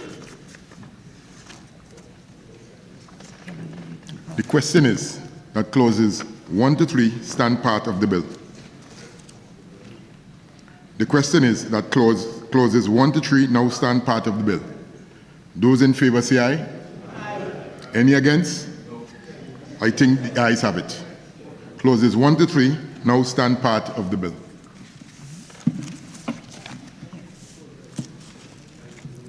Honourable members, the question is that the bill be now reported to the House. Those in favour say aye. Aye. Those against say no. I think the ayes have it. Thank you, members. Thank you for attending.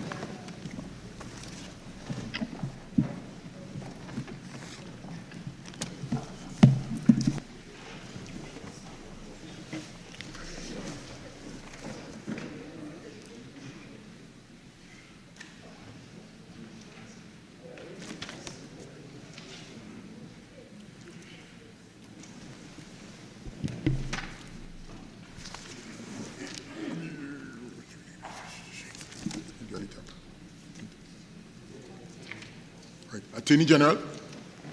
Thank you, Mr. Deputy Speaker. I wish to report that the Civil Aviation Amendment Bill 2022 was considered in the Committee of the Whole and approved without amendments. I now beg to move that the House agree with the committee's report. Honourable members, the question is that this House agree with the committee's report on the Civil Aviation Amendment Bill 2022. All in favour say aye. Aye. Any against? I think the ayes have it. The Attorney General. Thank you, Mr. Deputy Speaker. I beg to move that a bill entitled An Act to Amend the Civil Aviation Act, Chapter 49, Number 3, be now read a third time and passed. Honourable members, the question is that a bill entitled An Act to Amend the Civil Aviation Act, Chapter 4903, be now read a third time and pass. All in favour say aye. Aye. Any against? I think the ayes have it. An Act to Amend the Civil Aviation Act, Chapter 4903. Leader of the House. Thank you very much, Mr. Deputy Speaker. Mr. Deputy Speaker, I beg to move that this House do now adjourn to Friday, the 25th day of November, 2022, at 1:30 p.m. Mr. Deputy Speaker, that day is Private Members' Day, and I'd be grateful to know what we'll be doing on that day, please. Chief Whip. I wasn't aware we were going to get Private Members Day so soon, so I will have to communicate with the Leader of Government Business what we'll be doing within a lot of reasonable time. Mr. Deputy Speaker, I am surprised because the members on the opposite side have never been denied Private Members' Day, so I'm surprised that you're surprised. Speaker, I'm always surprised by the Leader of Government Business. Okay. You all will communicate accordingly. The Leader of the House and the Chief Whip. Honourable members, the question is that this House do now adjourn to Friday, the 25th of November, 2022 at 1:30 p.m. All in favour say aye. Aye. Any against? I think the ayes have it. This House now stands adjourned to Friday, 25th November, 2022 at 1:30 p.m.